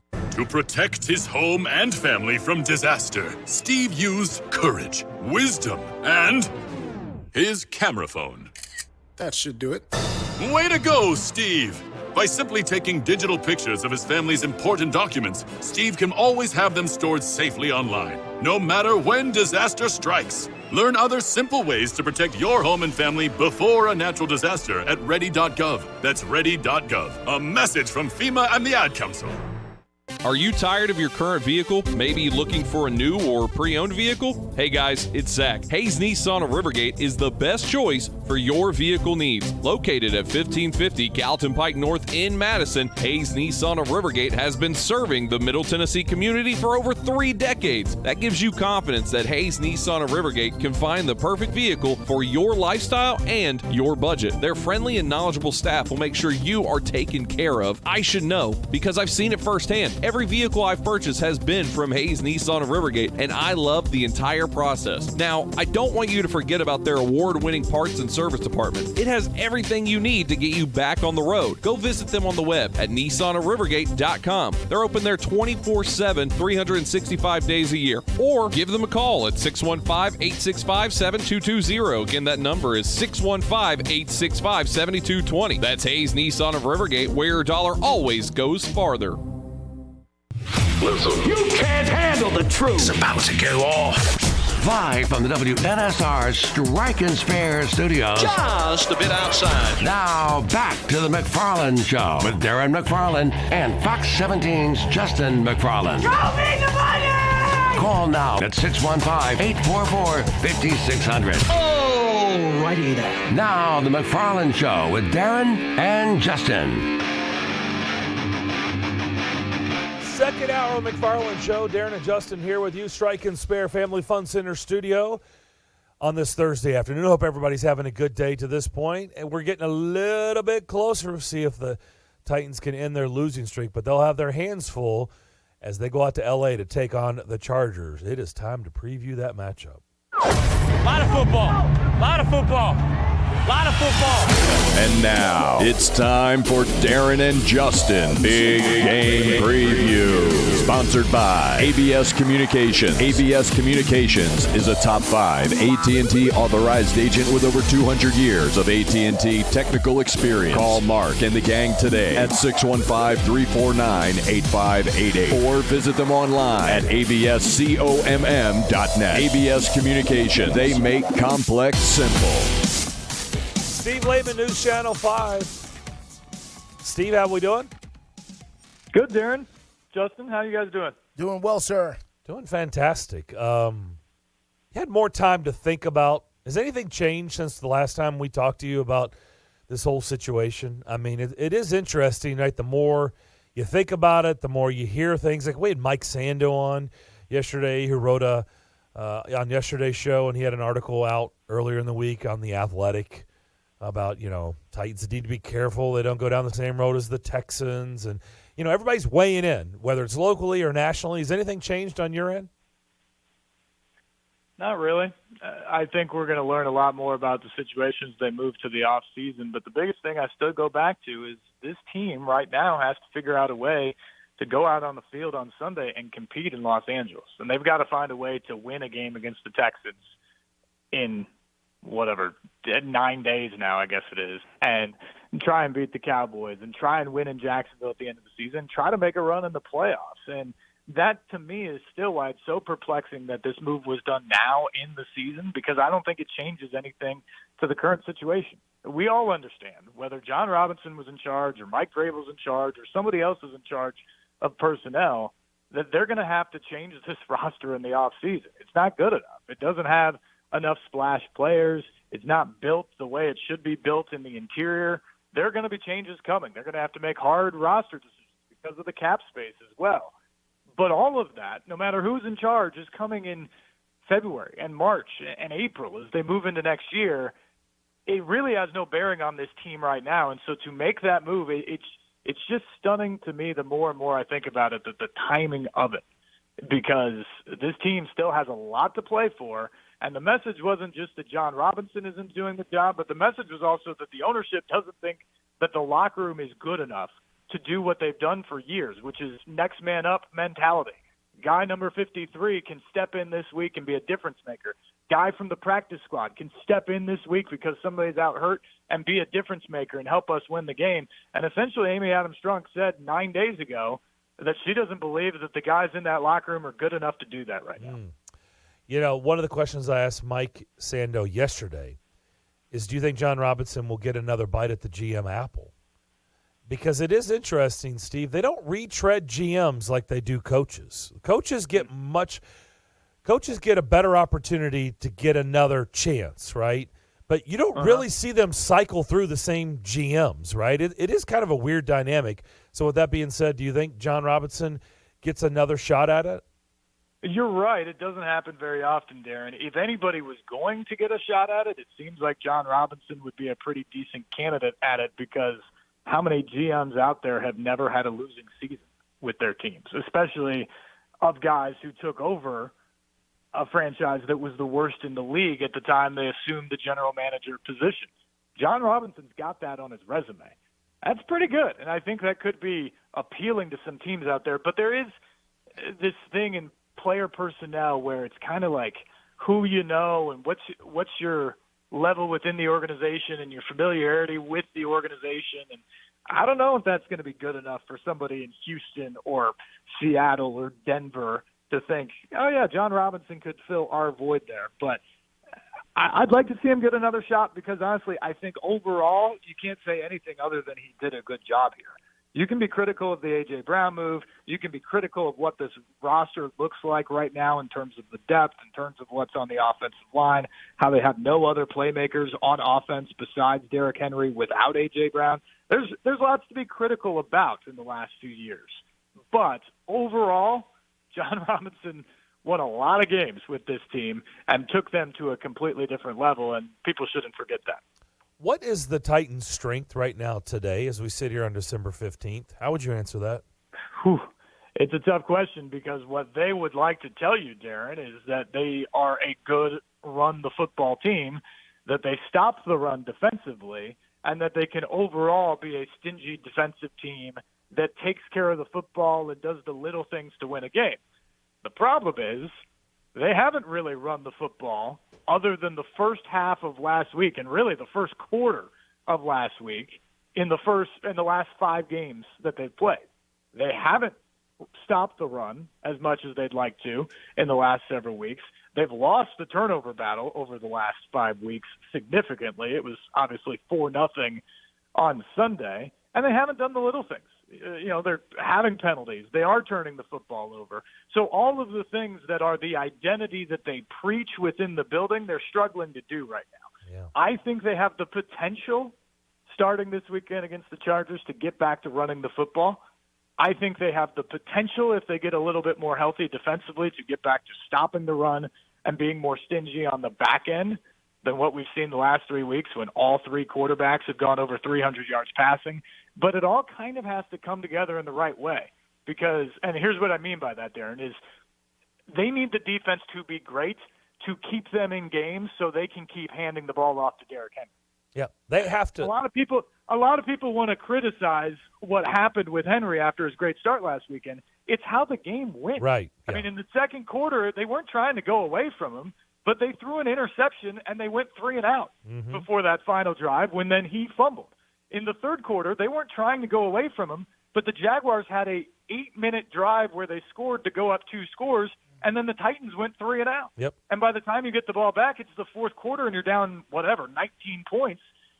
Derrick Henry's not a factor at that point. And it's not because their plan changed. It's because the game dynamic changed. And so they got to stay in front of the chains offensively. The defense has to keep them in the game. They cannot turn over the ball. And if they do that, maybe they can get back to that identity. But if they don't, it's going to be a long rest of the season. Thank you for saying 3 and out twice. Now, if you said it, I think 43 more times, that would be the number of 3 and outs that they've had, which unfortunately does lead the NFL. They are number 1, most 3 and outs of any team in the league. I think the number is 45. That's obviously not a stat you want attached to yourself. How do you change that? Can you change that? Well, you got to do those little things. You cannot. I think Mike Vrabel started his answer to that exact question yesterday, Darren, was saying, well, it would help if Nick Petit-Frere doesn't jump off sides. Yeah. To start. He leads the NFL in false starts at this point. I like the way Mike tried to back off, right? He's like, I don't want to beat him up, and then he just kept beating him up. Right. He just kept piling on, and it's easy to do that. But he isn't the only one. I mean, we've seen other guys with false starts or holding penalties, or you scheme up a shot play on first down, and Dennis Daly, let's say, gives up a sack, and all of a sudden 1st and 10 turns into 2nd and 20, or 1st and 10 is 1st and 15, and this team just isn't built to play beyond the chains. They need to be able to keep Derrick Henry as part of the offense, and so you need to get to 2nd and 7, 2nd and 6, 3rd and 3, 3rd and 2. That's where this team's comfortable, and frankly, I think even though they're limited offensively, they can be effective if that's where they play. But if they're playing at 1st and 15 or 2nd and 22, or what did we see last weekend, 3rd and 27, if they're in that position, frankly, no one's going to have success, but certainly this offense isn't going to have success. So that's a huge part of it. They've got to be creative offensively, but more than anything, they've just got to be sound and stop shooting themselves in the foot. Steve, how's the confidence level of this football team right now? You're around them quite a bit. You're talking to coaches and players. How's the vibe in the building? It's a good question, Justin. They're saying the right things, but I still go back to what we started this interview with and the decision last week. They have spent so much time over the last 2 years especially, but really the entire time Mike Vrabel's been here, preaching that every guy in the locker room matters, that it's the 53 guys, and it's the 46 guys that's up on game day, and it's also the 16 guys on the practice squad. And when your number's called, you've got to be prepared to perform and do your job just like the star who was in front of you who's down because of an injury. And they've really lived out that mantra, and they've had a lot of success with it. But what you're looking at right now is you're looking at a situation where the owner changes the general manager because she's essentially saying, I don't believe that anymore. I don't believe that the 53rd guy is good enough. I don't believe that the guys on the practice squad can come up and make this team a division champion or a team that can win in the playoffs. So I think this is the biggest challenge Mike Vrabel's faced since he's been the head coach, is now there's real doubt from within the organization, at least ownership, about how good his football team is. And so when he goes in there this week and gives the guys the message about, okay, this is what we're doing in the red zone, and hey, Joe, when you go in there, you've got to perform this job just as well as Jeffrey Simmons does. Does that guy believe it anymore in the same way he did 2 years ago? That's a real question to me that I think is worth asking, and I guess we'll find out over the next few weeks how those guys perform as a whole, how this team performs as a whole, if they still do have the confidence that that is indeed the case. We know that the Titans have put Ryan Cowden there in place of John Robinson, at least on the temporary basis. Have you seen this man physically? I know he has been made available to the media, I know, but have you seen him walking around? Have you had a small talk with him, anything? Oh, yeah. Ryan's around. He's always been around. And so he's out there. He doesn't talk. The only time I think he's ever really talked to the media has been around draft night the last couple of years to come in and talk specifically about certain picks. But he's definitely there. And the first day after last week on Wednesday, he was sort of front and center of practice observing everything. So he assumes that role. I think he's less hands-on than Robinson certainly was in that role. Maybe that's just what he's comfortable with. Maybe that's the role he envisions for himself in the current moments. But the one interesting thing to me about what they've done, and I don't know if this is Ryan Cowden, I don't know if this is Mike Vrabel, but I thought it was fascinating that they parted ways with Ola Adeni after bringing him back off of injured reserve. I thought that was a guy who had a role on this team, certainly on special teams. And in the past, when they had injuries, he filled in admirably at times as a pass rusher. He's not an every down guy, but can he give you a couple good reps there? Maybe. And he comes back, and they cut ties with him within a week. Now we find out that he failed his physical up in Pittsburgh. What's going on there is kind of a mystery, but I wonder if that was maybe our first example of potentially a guy who wasn't a quote-unquote Vrabel guy or a Cowden guy, that was a J-Rob guy that no longer has a job here. Yeah, and listen, I asked the question only because, and Steve, I don't have to explain this to you. You understand better than anybody here. Sometimes fans, if they don't see the guy, if they don't hear his voice, if they don't – then it almost becomes like, well, where is he? Is he hiding, or what is he doing? That kind of thing. And it's just a public perception thing is why I'm asking the question, and I know you understand that. Yeah, and, I mean, he's around as much as he can be. But also, Justin, I think if you want to talk about the public perception or the messaging behind everything that's gone on here, yes, sir, you have to point at Amy Adams-Strunk. And, look, I could not praise Amy Adams-Strunk more, I think, than what I've done since she's taken over. I think basically everything she's touched, she's turned to gold. From changing the uniforms to getting a game in London to bringing the NFL draft here to some of the upgrades she's made at the stadium to what looks like a new stadium on the horizon to having a team that's on the verge of 7 consecutive winning seasons. She's done a lot of really good things about listening to the fan base and trying to give them what she wants or what they want. And maybe in this case, this part of it too, because a lot of the fan base, I think, had soured on John Robinson. Yes, so sir. Maybe she's even receptive in this case. That said, how she has handled this from a messaging standpoint needs to be criticized. Because to send Mike Vrabel out there last Wednesday to try to answer questions that, frankly, he may not have even had the answers to, but certainly wasn't completely able to shed light to all of them based off of his own role, and then have players in the locker room who have no idea what's going on, forced to answer it at a pivotal point in the season. And you've got Ryan Cowden being elevated, but yet he's not available to talk to people. We just don't have the answers to the questions we're all asking. And the biggest reason for that is the person who truly has all the answers hasn't really given us much access to find out the answers. I'm curious, from a game prep standpoint, how much time do you spend looking at the opponent? Like, how much time have you spent looking at the Los Angeles Chargers the last couple of days? I mean, probably a few hours in there, just looking at stuff or planning out stories and things like that. But a ton of it's just keeping up with the league, too. I mean, I've obviously watched their Sunday night game and had that on for 3 hours at the desk while we were getting ready to do our show. And so you just kind of watch the Chargers and how they've evolved. I think defensively they've gotten a little bit better against the pass here recently. I still don't think they're great against the run, which maybe is a thing that the Titans can try to attack this weekend. Justin Herbert's a stud, and if all those wide receivers are healthy, they got a load of weapons out there. So Austin Eckler is a guy that's a really interesting piece that helps you a lot in the passing game and can be a touchdown machine. So they're good. They're real good. Chattanooga is at the Murphy Center tonight for MTSU. They're celebrating their 50 years. That's the next opponent for Belmont as we wrap this up. You just saw Middle. I think that was a pretty wild game. Belmont's been off all week, and so that'll be Belmont's next game Sunday against Chattanooga. What did you see out of MTSU in that? Was that an overtime game?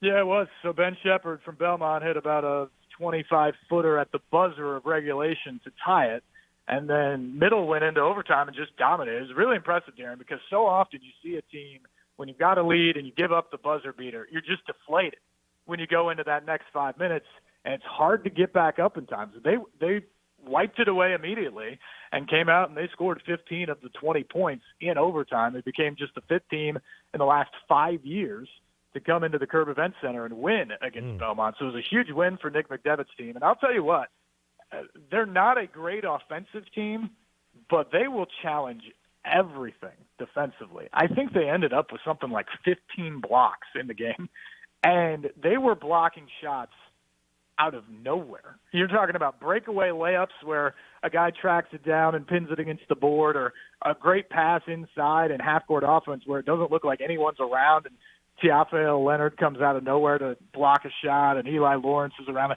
They just have a bunch of guys who are in that 6'4" to 6'7" range. Not a ton of size necessarily, but they're all long, they're all lanky, they're all athletic, and they get up and down the floor. They put a lot of pressure on you defensively, and they challenge everything at the rim. If they can be consistent offensively, getting to the basket, converting their free throws, because I don't think they're ever going to be a great outside shooting team, I think they're going to have a shot to win a lot of games in Conference USA. Interesting. Steve, appreciate the visit. Thanks for doing it. We'll talk to you soon. You bet, guys. Be good. Steve Lehman, News Channel 5. We'll come back. By the way, phone lines open the rest of the hour. 615-844-5600 is how you can get in touch with us. We'd like to hear from you as you listen to the McFarland Show here on WNSR. The FanDuel Sportsbook app, America's #1 sportsbook. New customers get a no-sweat first bet up to $1,000. That's free bets back if your first bet doesn't win. Just sign up and use the promo code BKING. Combine your bets for a chance at a bigger payout with the same game parlay. With live betting, you'll get updated odds on games that have already started. And when you win, you get your money really fast. It's a safe app. It's easy to download and super easy to use. Sign up today. Use that promo code BKING for your no-sweat first bet. That's promo code BKING. Must be at least 21. Present in Tennessee. First online real money wager only. Refund issued as non-withdrawable free bets that expires in 14 days. Restrictions apply. See terms at sportsbook.fanduel.com. Gambling problems? Call the Tennessee Red Line 800-889-9789.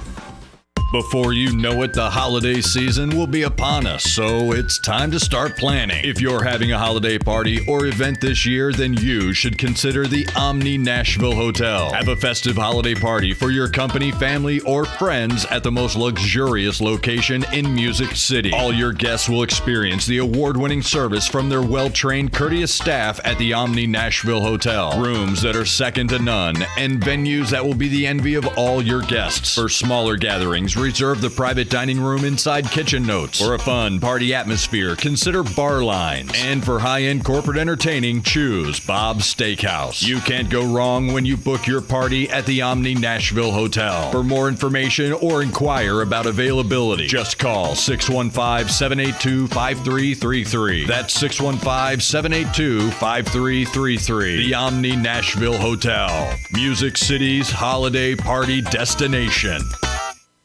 Tired of the same old company holiday party and looking to reward your team with a fun night out? What about something different for a birthday party or group gathering? Hello, this is Philip Cox of Strike and Spare Family Fun Centers, and we specialize in group events no matter the size at our Tusculum, Donaldson, Hermitage, Murfreesboro, and Hendersonville locations. Plus, Hendersonville and Murfreesboro offer enhanced entertainment options with bumper cars, laser tag, roller skating, and more. 'Tis the season to have fun with family, friends, and business associates, and there's no better place to do it than at Strike and Spare Family Fun Center. Visit strikeandspare.com to learn about the group outing option. Strike and Spare, where fun is bowling.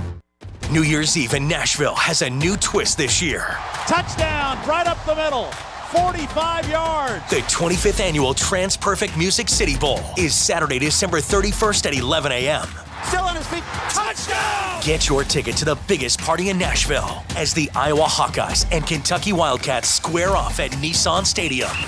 For more information on this year's game, including ticket availability, visit MusicCityBowl.com. Presented by the Tennessee Lottery.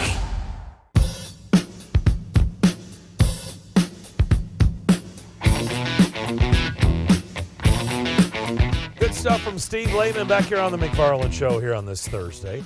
Phone lines open, 615-844-5600. What were you going to say? I wasn't saying anything. I was just saying absolutely. Great job to Steve Lehman. and looking forward to tonight's football action as the NFL weekend technically kicks off tonight with Seattle and San Francisco. A big game in the NFC for sure. And then, of course, we cruise into the weekend with 3 games on Saturday, then the Sunday slate as we get into September. And what is going to start to feel weird as college football starts to slowly disappear off of our screens. And this is always a sad part of the year because you go from a full slate of college football on Saturday to a full slate of college football on Sunday. Then you look up and realize, there's not quite as many games on right now as I'm used to seeing. But now we transfer over into the basketball season and, kind of go from there. But it's an interesting time on the sports calendar this time of the year when you start to phase out college football at this point. I don't know about phasing out. There's about 100 bowl games they got to play. So yeah, but the bowl games come on at random times and nights, and it just kind of runs into each other. And I don't know. There's 2 tomorrow. See, there's one that kicks off at 10:30 in the morning tomorrow. Yeah, that's the first bowl game. Yeah, Miami of Ohio and UAB. Yeah, I don't believe Trent's not going to be coaching that, right? I'm assuming. I wouldn't think so. I wouldn't think so. No, there's no way, right? I wouldn't put it past him. And it's in the Bahamas. But it's a good reason to go to the Bahamas. If I were him, I definitely would want to go down there and I would find a reason to go to the Bahamas. Like, I got to get down there. I need to be there. I need to be there with my team. Yes. And watch and observe. And a few beverages. And I probably need some quiet time down there afterwards to reflect on what took place. Reflect on what I just saw. Find out the best plan of attack for next season. So I'll see you guys after Christmas. Yes. As I reflect down here in the Bahamas and think about what took place against Miami of Ohio and how we're going to do this moving forward. MTSU was in that game last year.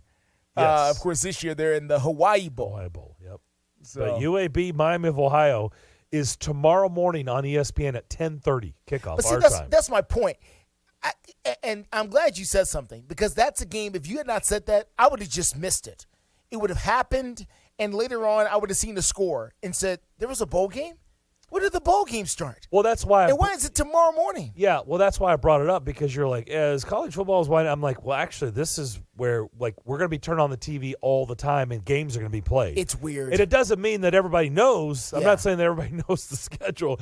I'm saying, actually, this is where we're going to get a heavy dose of college football from now. And by the way, they play games. It's silly, right? They're going to play bowl games after we watch the playoff games New Year's Eve night or day and night. And I know that's the semifinal round. I kind of understand. But then they play more games afterwards. I don't understand playing a bowl game at 10:30 in the morning on December the 16th on a Friday. I don't understand that. Well, I told you they have like 1 billion. They have 100 bowl games, so they got to get them in. No, this is not a scheduling issue. I mean, they can move that game to tomorrow night. They can do a doubleheader. They do it all the time. Well, they're doing a doubleheader tomorrow. It's just a day doubleheader, literally. Miami of Ohio UAB is down in the Bahamas. That's at 10:30, and then ESPN goes from that one, and they then do it's in Orlando. It's one of the bowls in Orlando. Sure, okay. UTSA and Troy. What time is that game? 2:00 on a Friday. Tomorrow while we're on the air. Is tomorrow a holiday that I don't know about? Well, we're working. Is there a holiday? So I don't think so. Is tomorrow a holiday? I don't think so. It's not something that's not. We can't just make it a holiday because these are holiday schedules. These are holiday times. I know. Who's going to these games? Who's going to watch? Who's watching football on a Friday at 10:30 in the morning? Every family and friend of Miami of Ohio and UAB players. They're going to the Bahamas to watch. I don't understand that. I don't understand. But okay. Well, I'm sure there's some consultant somewhere that can tell me why this is a good idea. Well, I guess if we were going to play that game, look at the programming. Okay. From 10:30 in the morning until, let's go with 5:30, 6 o'clock at night, Central Time. Yeah. Okay. On ESPN. And would they get better ratings with their normal programming over these bowls? I don't know the answer. I don't know the answer to that. But why would you put on programming?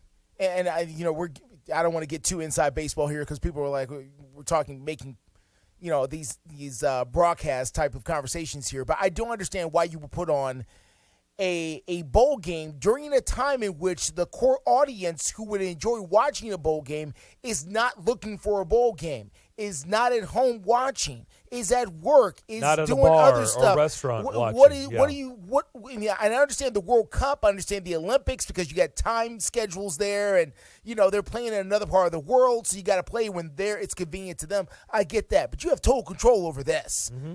And I don't understand why you would play at 10:30 in the morning on a Friday when no one, not even the biggest football fans, not even Bill King, is looking for football at 10:30 a.m. on a Friday. Are you sure about that? I know Bill will be watching. I'm just saying he's not looking for it, though. He's not probably your best example because I think Bill would watch. I'm not saying he wouldn't watch. He will watch. I'm just saying that's not the optimum time for college football fans to tune in to check out a couple of programs. Well, it's perfect for him. He's done with his show, so he's got the rest of the day. Yeah, I guess so. Actually, for him, it's a good time. Yeah, it's a good time. I don't know if Bill naps or not, but that's a good question. Saturday, has 6 bowl games and 3 NFL games. Yeah, let's see. 6 bowl games, 3 NFL games. So if you want football on Saturday, you got football. You've got football. Okay. Cincinnati and Louisville kicks off at 10 o'clock in the morning on Saturday. Fun fact about that game, that's played from Fenway Park in Boston. That is true. That is correct. It's the Fenway Bowl. Fenway Bowl. Yep. Fun. Do they have to go the same direction like they did at Wrigley Field where they didn't have enough room that they couldn't? I didn't even know this was a thing until just now. Oh, Fenway yeah. Thing, No, they've done this. But they did it at Wrigley, and they had to go one direction. That is correct, because you would hit a brick wall. Yeah, you'd hit a wall. If you went the other direction, yeah. That's how they ended up at Soldier Field. The Bears ended up at Soldier Field in the late 60s, early 70s, before they ended up at Soldier Field. For the first 50 years of their history, they played at Wrigley, though. And then Florida, Oregon State at 1:30, Washington State, Fresno State at 2:30, 4:45, Rice and Southern Miss, SMU, BYU is on ABC. By the way, Washington State, Fresno State, ABC, 2:30 in the afternoon on Saturday. And then the nightcap game is North Texas, Boise State. But that's all going against 3 NFL games, like you said. I'm sure there's a rational explanation somewhere. I don't know what it is, though.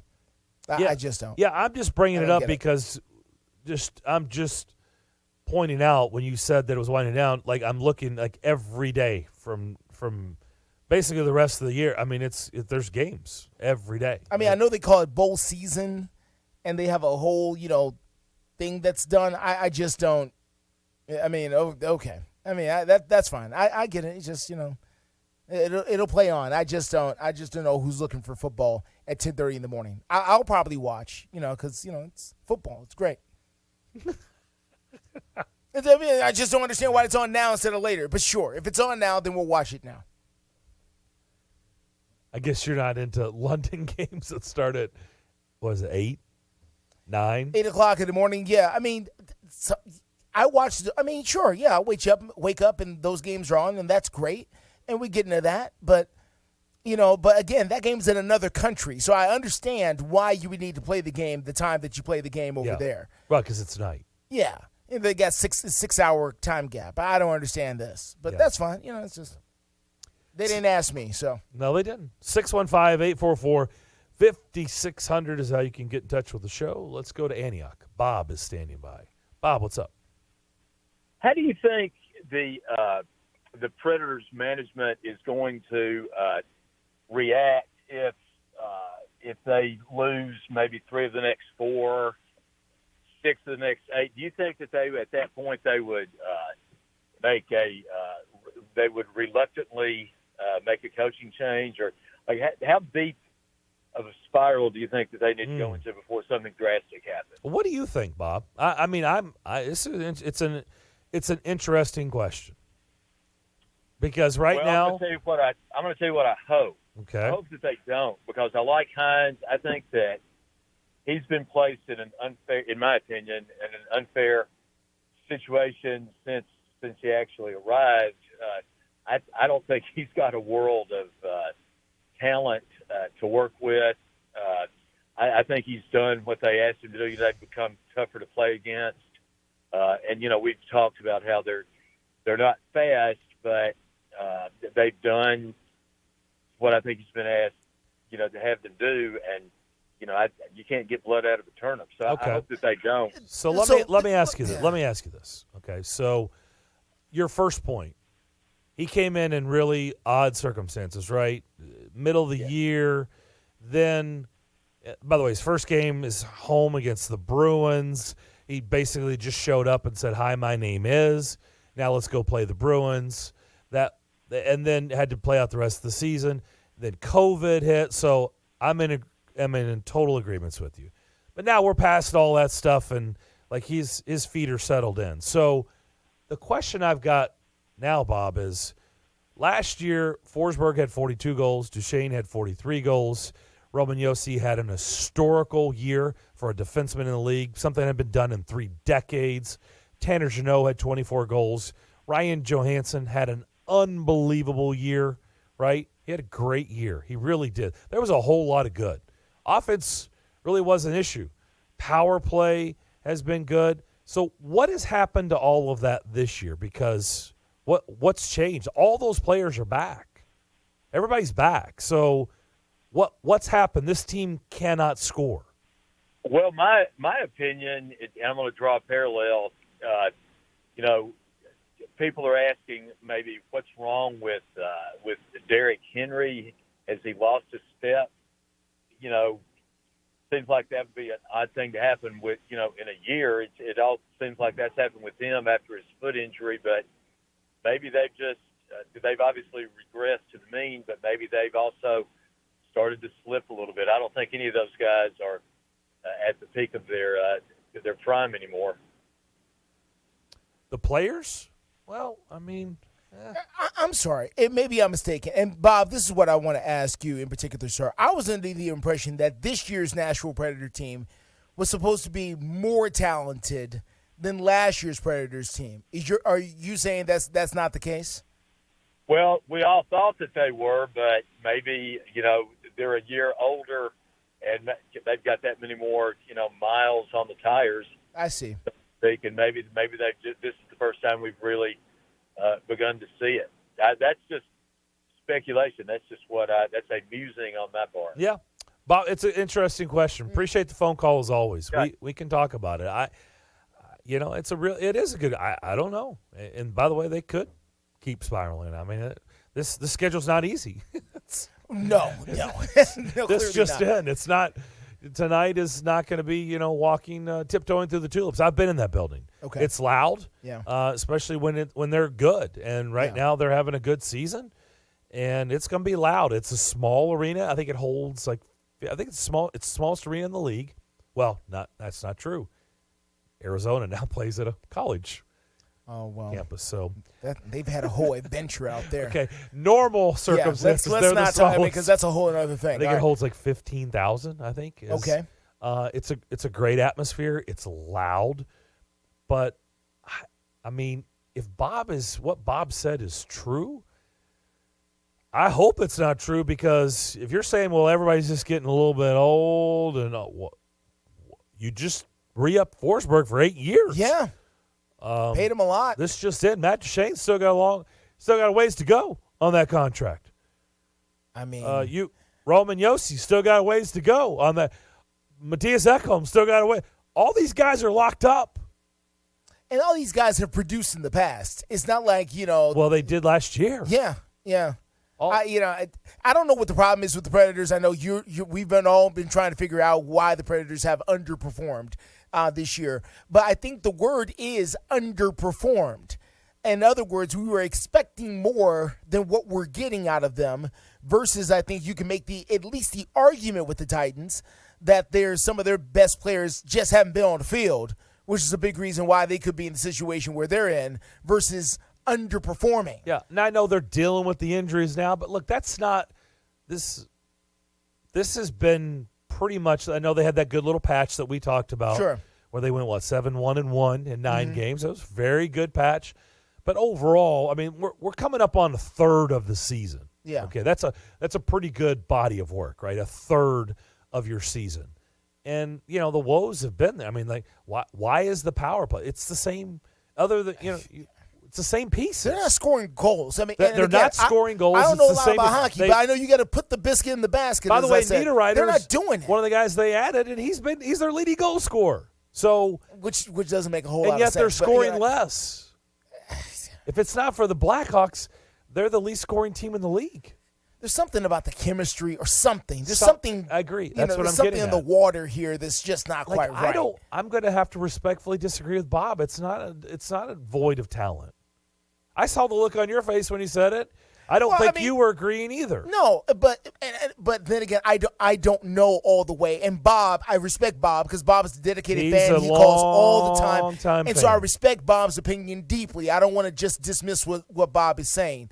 I was under the impression the team was supposed to be better talent-wise than what we have seen. So to say they don't have a lot to work with, that was not supposed to be the case here. I just can't sign up for that. I don't believe that. I believe their roster and their talent says differently. I don't know why. It should be producing at a much higher level. I do not believe – I think we can all assess a roster and say, By the way, Steve Lehman, what he said about this team, said this roster, what did I say right after the Cincinnati game that whole week, after the Cincinnati Titans game that I went to? I was like, Justin, this roster isn't good enough, man. Yeah. This roster's not good. That was 3 weeks ago. Talent isn't I was there. like, this is not good enough. Yeah, just talent isn't like, there. I think we can all look at rosters, whether it's the football team or the hockey team or whatever, and say, this roster's not good enough. I don't see that. When I look at this Predators roster, I don't say, I can see why they're not scoring. I can see why they're having power play issues, why they're not scoring on the power play. They're 29th in the league, 30th in the league, power play. I can see why. I don't see that. I don't see that. All right, we got loaded lines. We'll come back. We'll get to more of your phone calls on the other side as you listen to the McFarland Show, Nashville Sports Radio.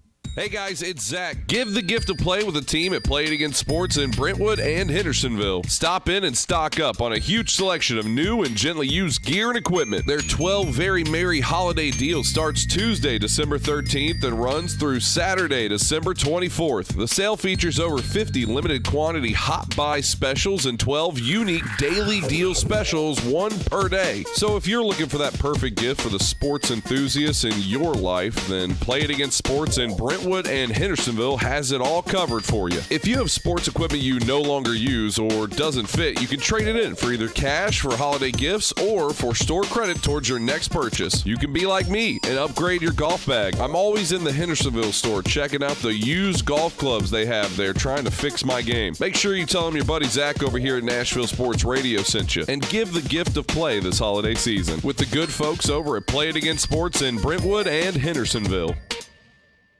Individuals and businesses with tax problems, listen carefully. Do you feel like you're losing control of your finances? If you owe over $10,000 in back taxes or have unfiled tax returns, we can help you take back control. The IRS is the largest and most aggressive collection agency in the world, and they can seize your bank accounts, garnish your paycheck, close your business, and file criminal charges. Take control of your tax problem now by calling the experts at U.S. Tax Shield and take advantage of the Fresh Start program and new laws that may allow us to negotiate a settlement for the lowest amount possible. Our team of tax attorneys and enrolled agents can stop collections and get you protected so you can take control of your financial future. U.S. Tax Shield offers a price protection guaranteed quote to get you protected today. U.S. Tax Shield is A+ rated with the Better Business Bureau, so call now. 800-785-9132. That's 800-785-9132. U.S. Tax Shield. 800-785-9132. Lieutenant, can you tell us what happened today? Our officers responded to a crash on I-40 westbound this morning. The driver of a pickup truck lost control of the vehicle, veered left, and went into a ditch. 911, what's your emergency? We've been in a crash. Please send someone. My fiancé is hurt. A front seat passenger was wearing a seatbelt. She survived without injury. The driver was not wearing a seatbelt and was ejected from the truck. He died at the scene. Law enforcement writes tickets to save lives. Brought to you by the Tennessee Highway Safety Office. Get all your NASCAR news every weekday right here on the Final Lap. Hey, it's Kerry Murphy, and we are kicking off our look at the top 16 playoff drivers of the 2022 NASCAR Cup Series racing season. We are going to feature, let's see here, Alex Bowman, maybe even Austin Cindric. So keep it right here for the latest NASCAR news, driver interviews, stats, and info every single weekday right here. Hi, this is Tyler Reddick, and you're listening to the Final Lap. Every single weekday right here.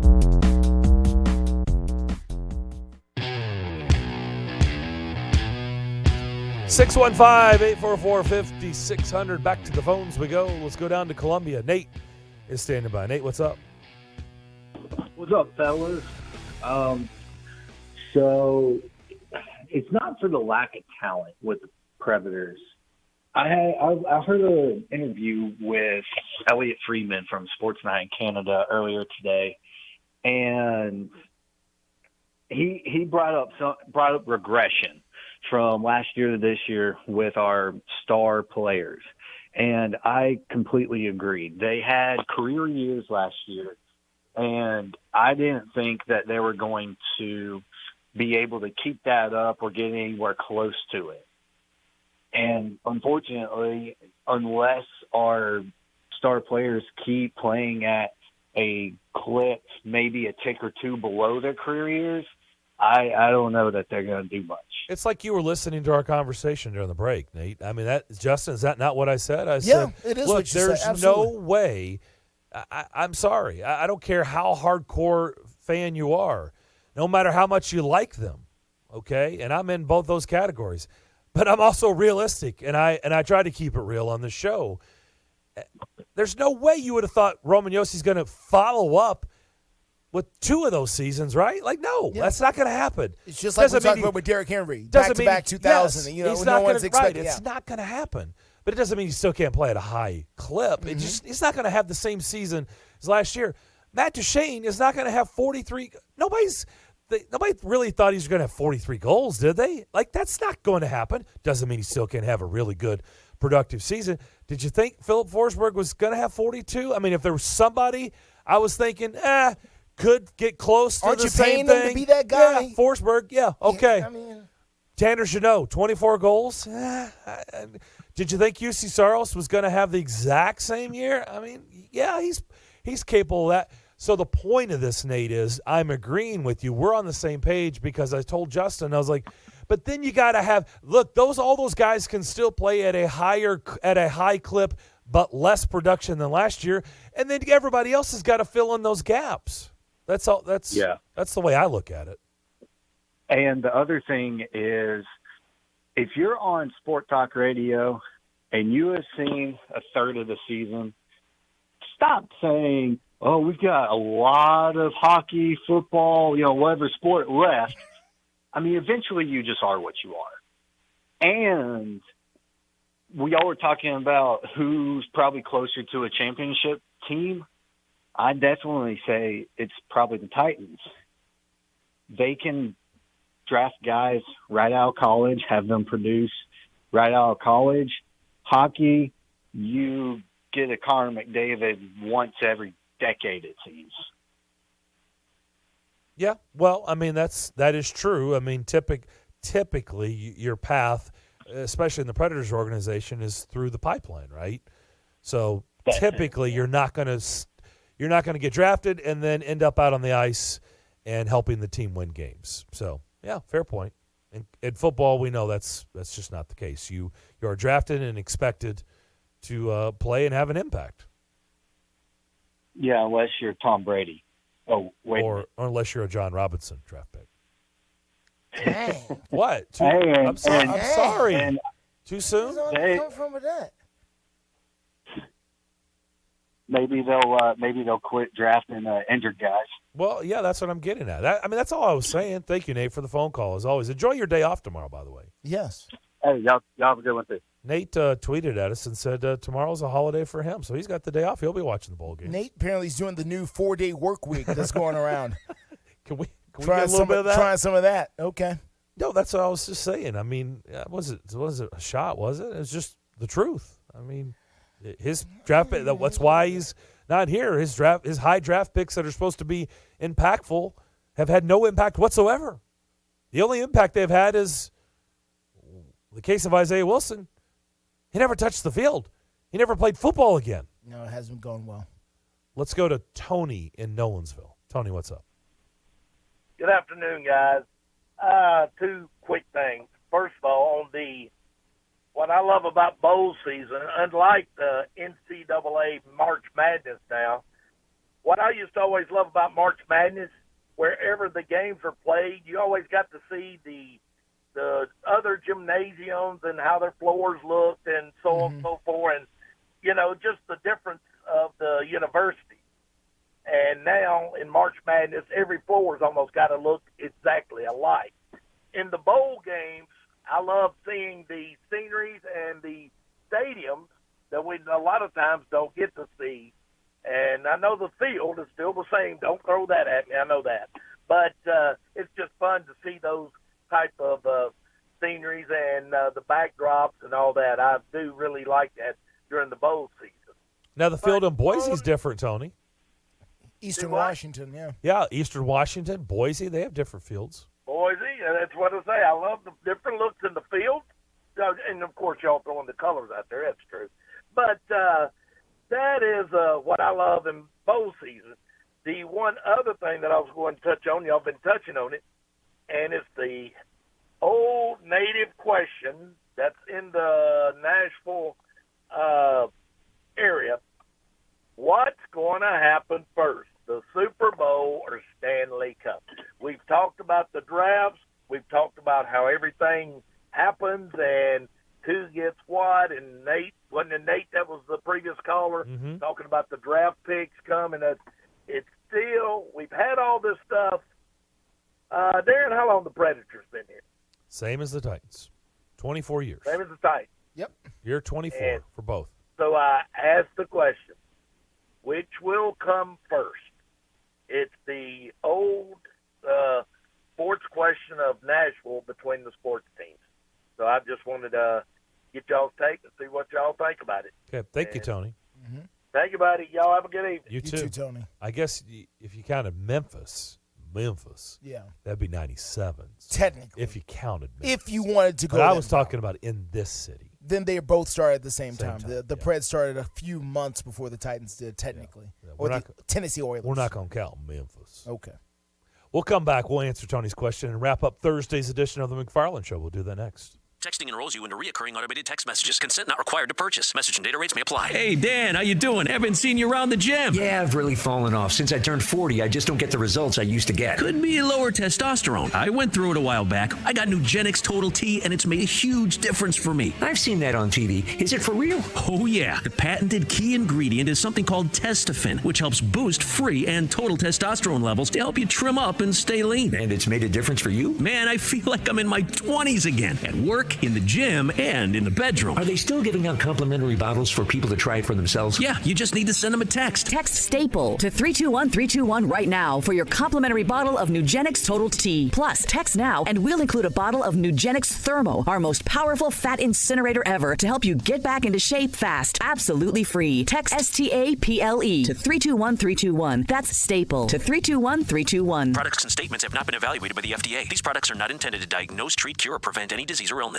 Nashville's first curling venue is here at T-Line Nashville. Come check out T-Line Nashville and experience the world's fastest growing winter sport today. Curling is a fun and simple sport that's a perfect outing for friends, corporate events, families, or parties. T-Line also has classic bowling and modern bowling mini games. With over 20 HD TVs, you can come watch your favorite teams and some of the best food and drinks here in Nashville in the large bar and grill area. They also have an outdoor area with a fire pit, and you can't forget the live music. T-Line Nashville is a one-stop shop for a great night out. Located at 106 Duluth Avenue and online at tlinenash.com. You can book your party now or give them a call at 615-439-1024. That's 615-439-1024. And make sure you give them a follow on Instagram and Facebook at T-Line Nash for all the news, events, and updates. T-Line Nashville. Nashville's first curling venue is here.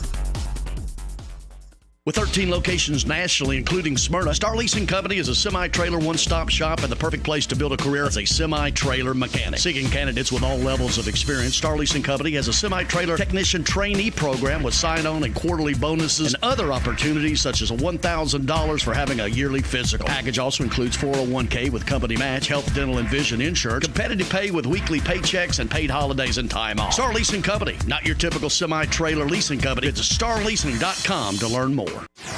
It's the afternoon stretch with Zach Williams and Bruno Reagan.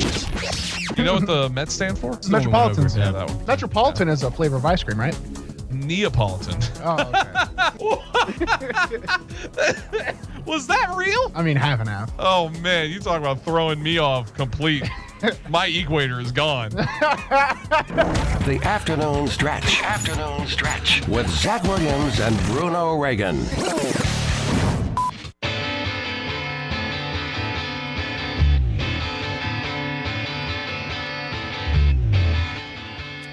Now is the perfect time to download FanDuel, America's #1 sportsbook. Right now, new customers get a no-sweat first bet. We're up to $1,000. That's free bets back if you don't win. Just sign up. Use the promo code WNSR. FanDuel has all your favorite bets from money line to point spreads to player props. You can combine your bets for a chance of bigger payouts with the same game parlays. Plus, they've got live betting. You'll get updated odds on games that have already started. Get your winnings paid fast. It's all on the app. It's safe, secure, super easy to use. Use that promo code WNSR. No sweat first bet. Again, that promo code WNSR. Make every moment more this season with FanDuel, the official sportsbook partner of the NFL. Don't forget, you've got Seahawks and 49ers tonight. You must be 21 years of age or older, present here in the state of Tennessee. First online, real money wager only. Refund issued as non-withdrawable free bets that expires in 14 days. Restrictions do apply. See terms at sportsbook.fanduel.com. Gambling problem? Call Tennessee Redline 1-800-889-9789. Okay, Tony asked the question. We've been talking about this for a good while. We have.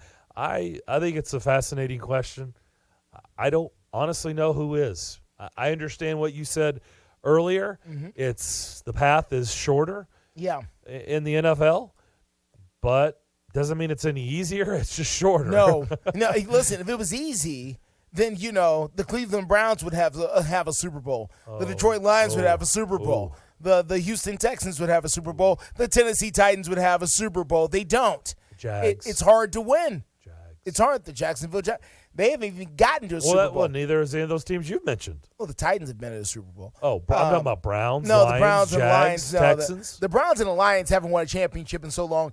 Their championships are the old NFL championships. That's what they are, which is the NFL championship is the pre-Super Bowl championships.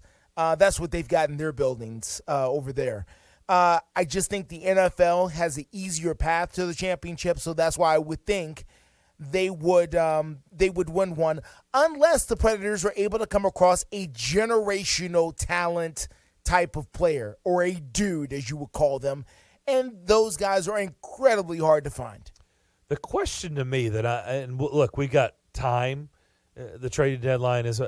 I'll be curious. I bet Bob or Nate or others that have been calling in about the Predators on this show start asking the question, depending on where this team is, will the Predators be buyers or sellers? And I guess the real question is, will they be sellers? Because they have not been.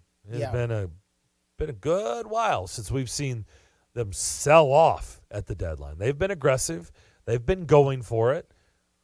And you do wonder, which is kind of along in the lines of Bob's question, right? Because if things continue poorly, then you do wonder. I wonder if they're in a room going, do we sell? Do we sell some of these contracts? Well, or try to change it up? Depends on how much you believe. And also at that point, you need to make a decision on whether or not and how much you like your coach. Because if you want to bring in a new voice, well, what does that mean as far as the direction of the skills that you currently have? Because if you don't think those skills work with the coaching staff that you have and you want to keep them, then, that will affect what you do with those players. So a lot of major decisions need to be made over there. Or if they get red hot, do they become buyers? Yeah. It's always fun. Trying to make your run. Yeah. Right? I don't know. That'll do it for our show today. 49ers, Seahawks, Predators, and Winnipeg Jets. Have a great rest of your Thursday. We look forward to wrapping up the week with you tomorrow at 2 o'clock. Stay tuned. Afternoon Stretch is next.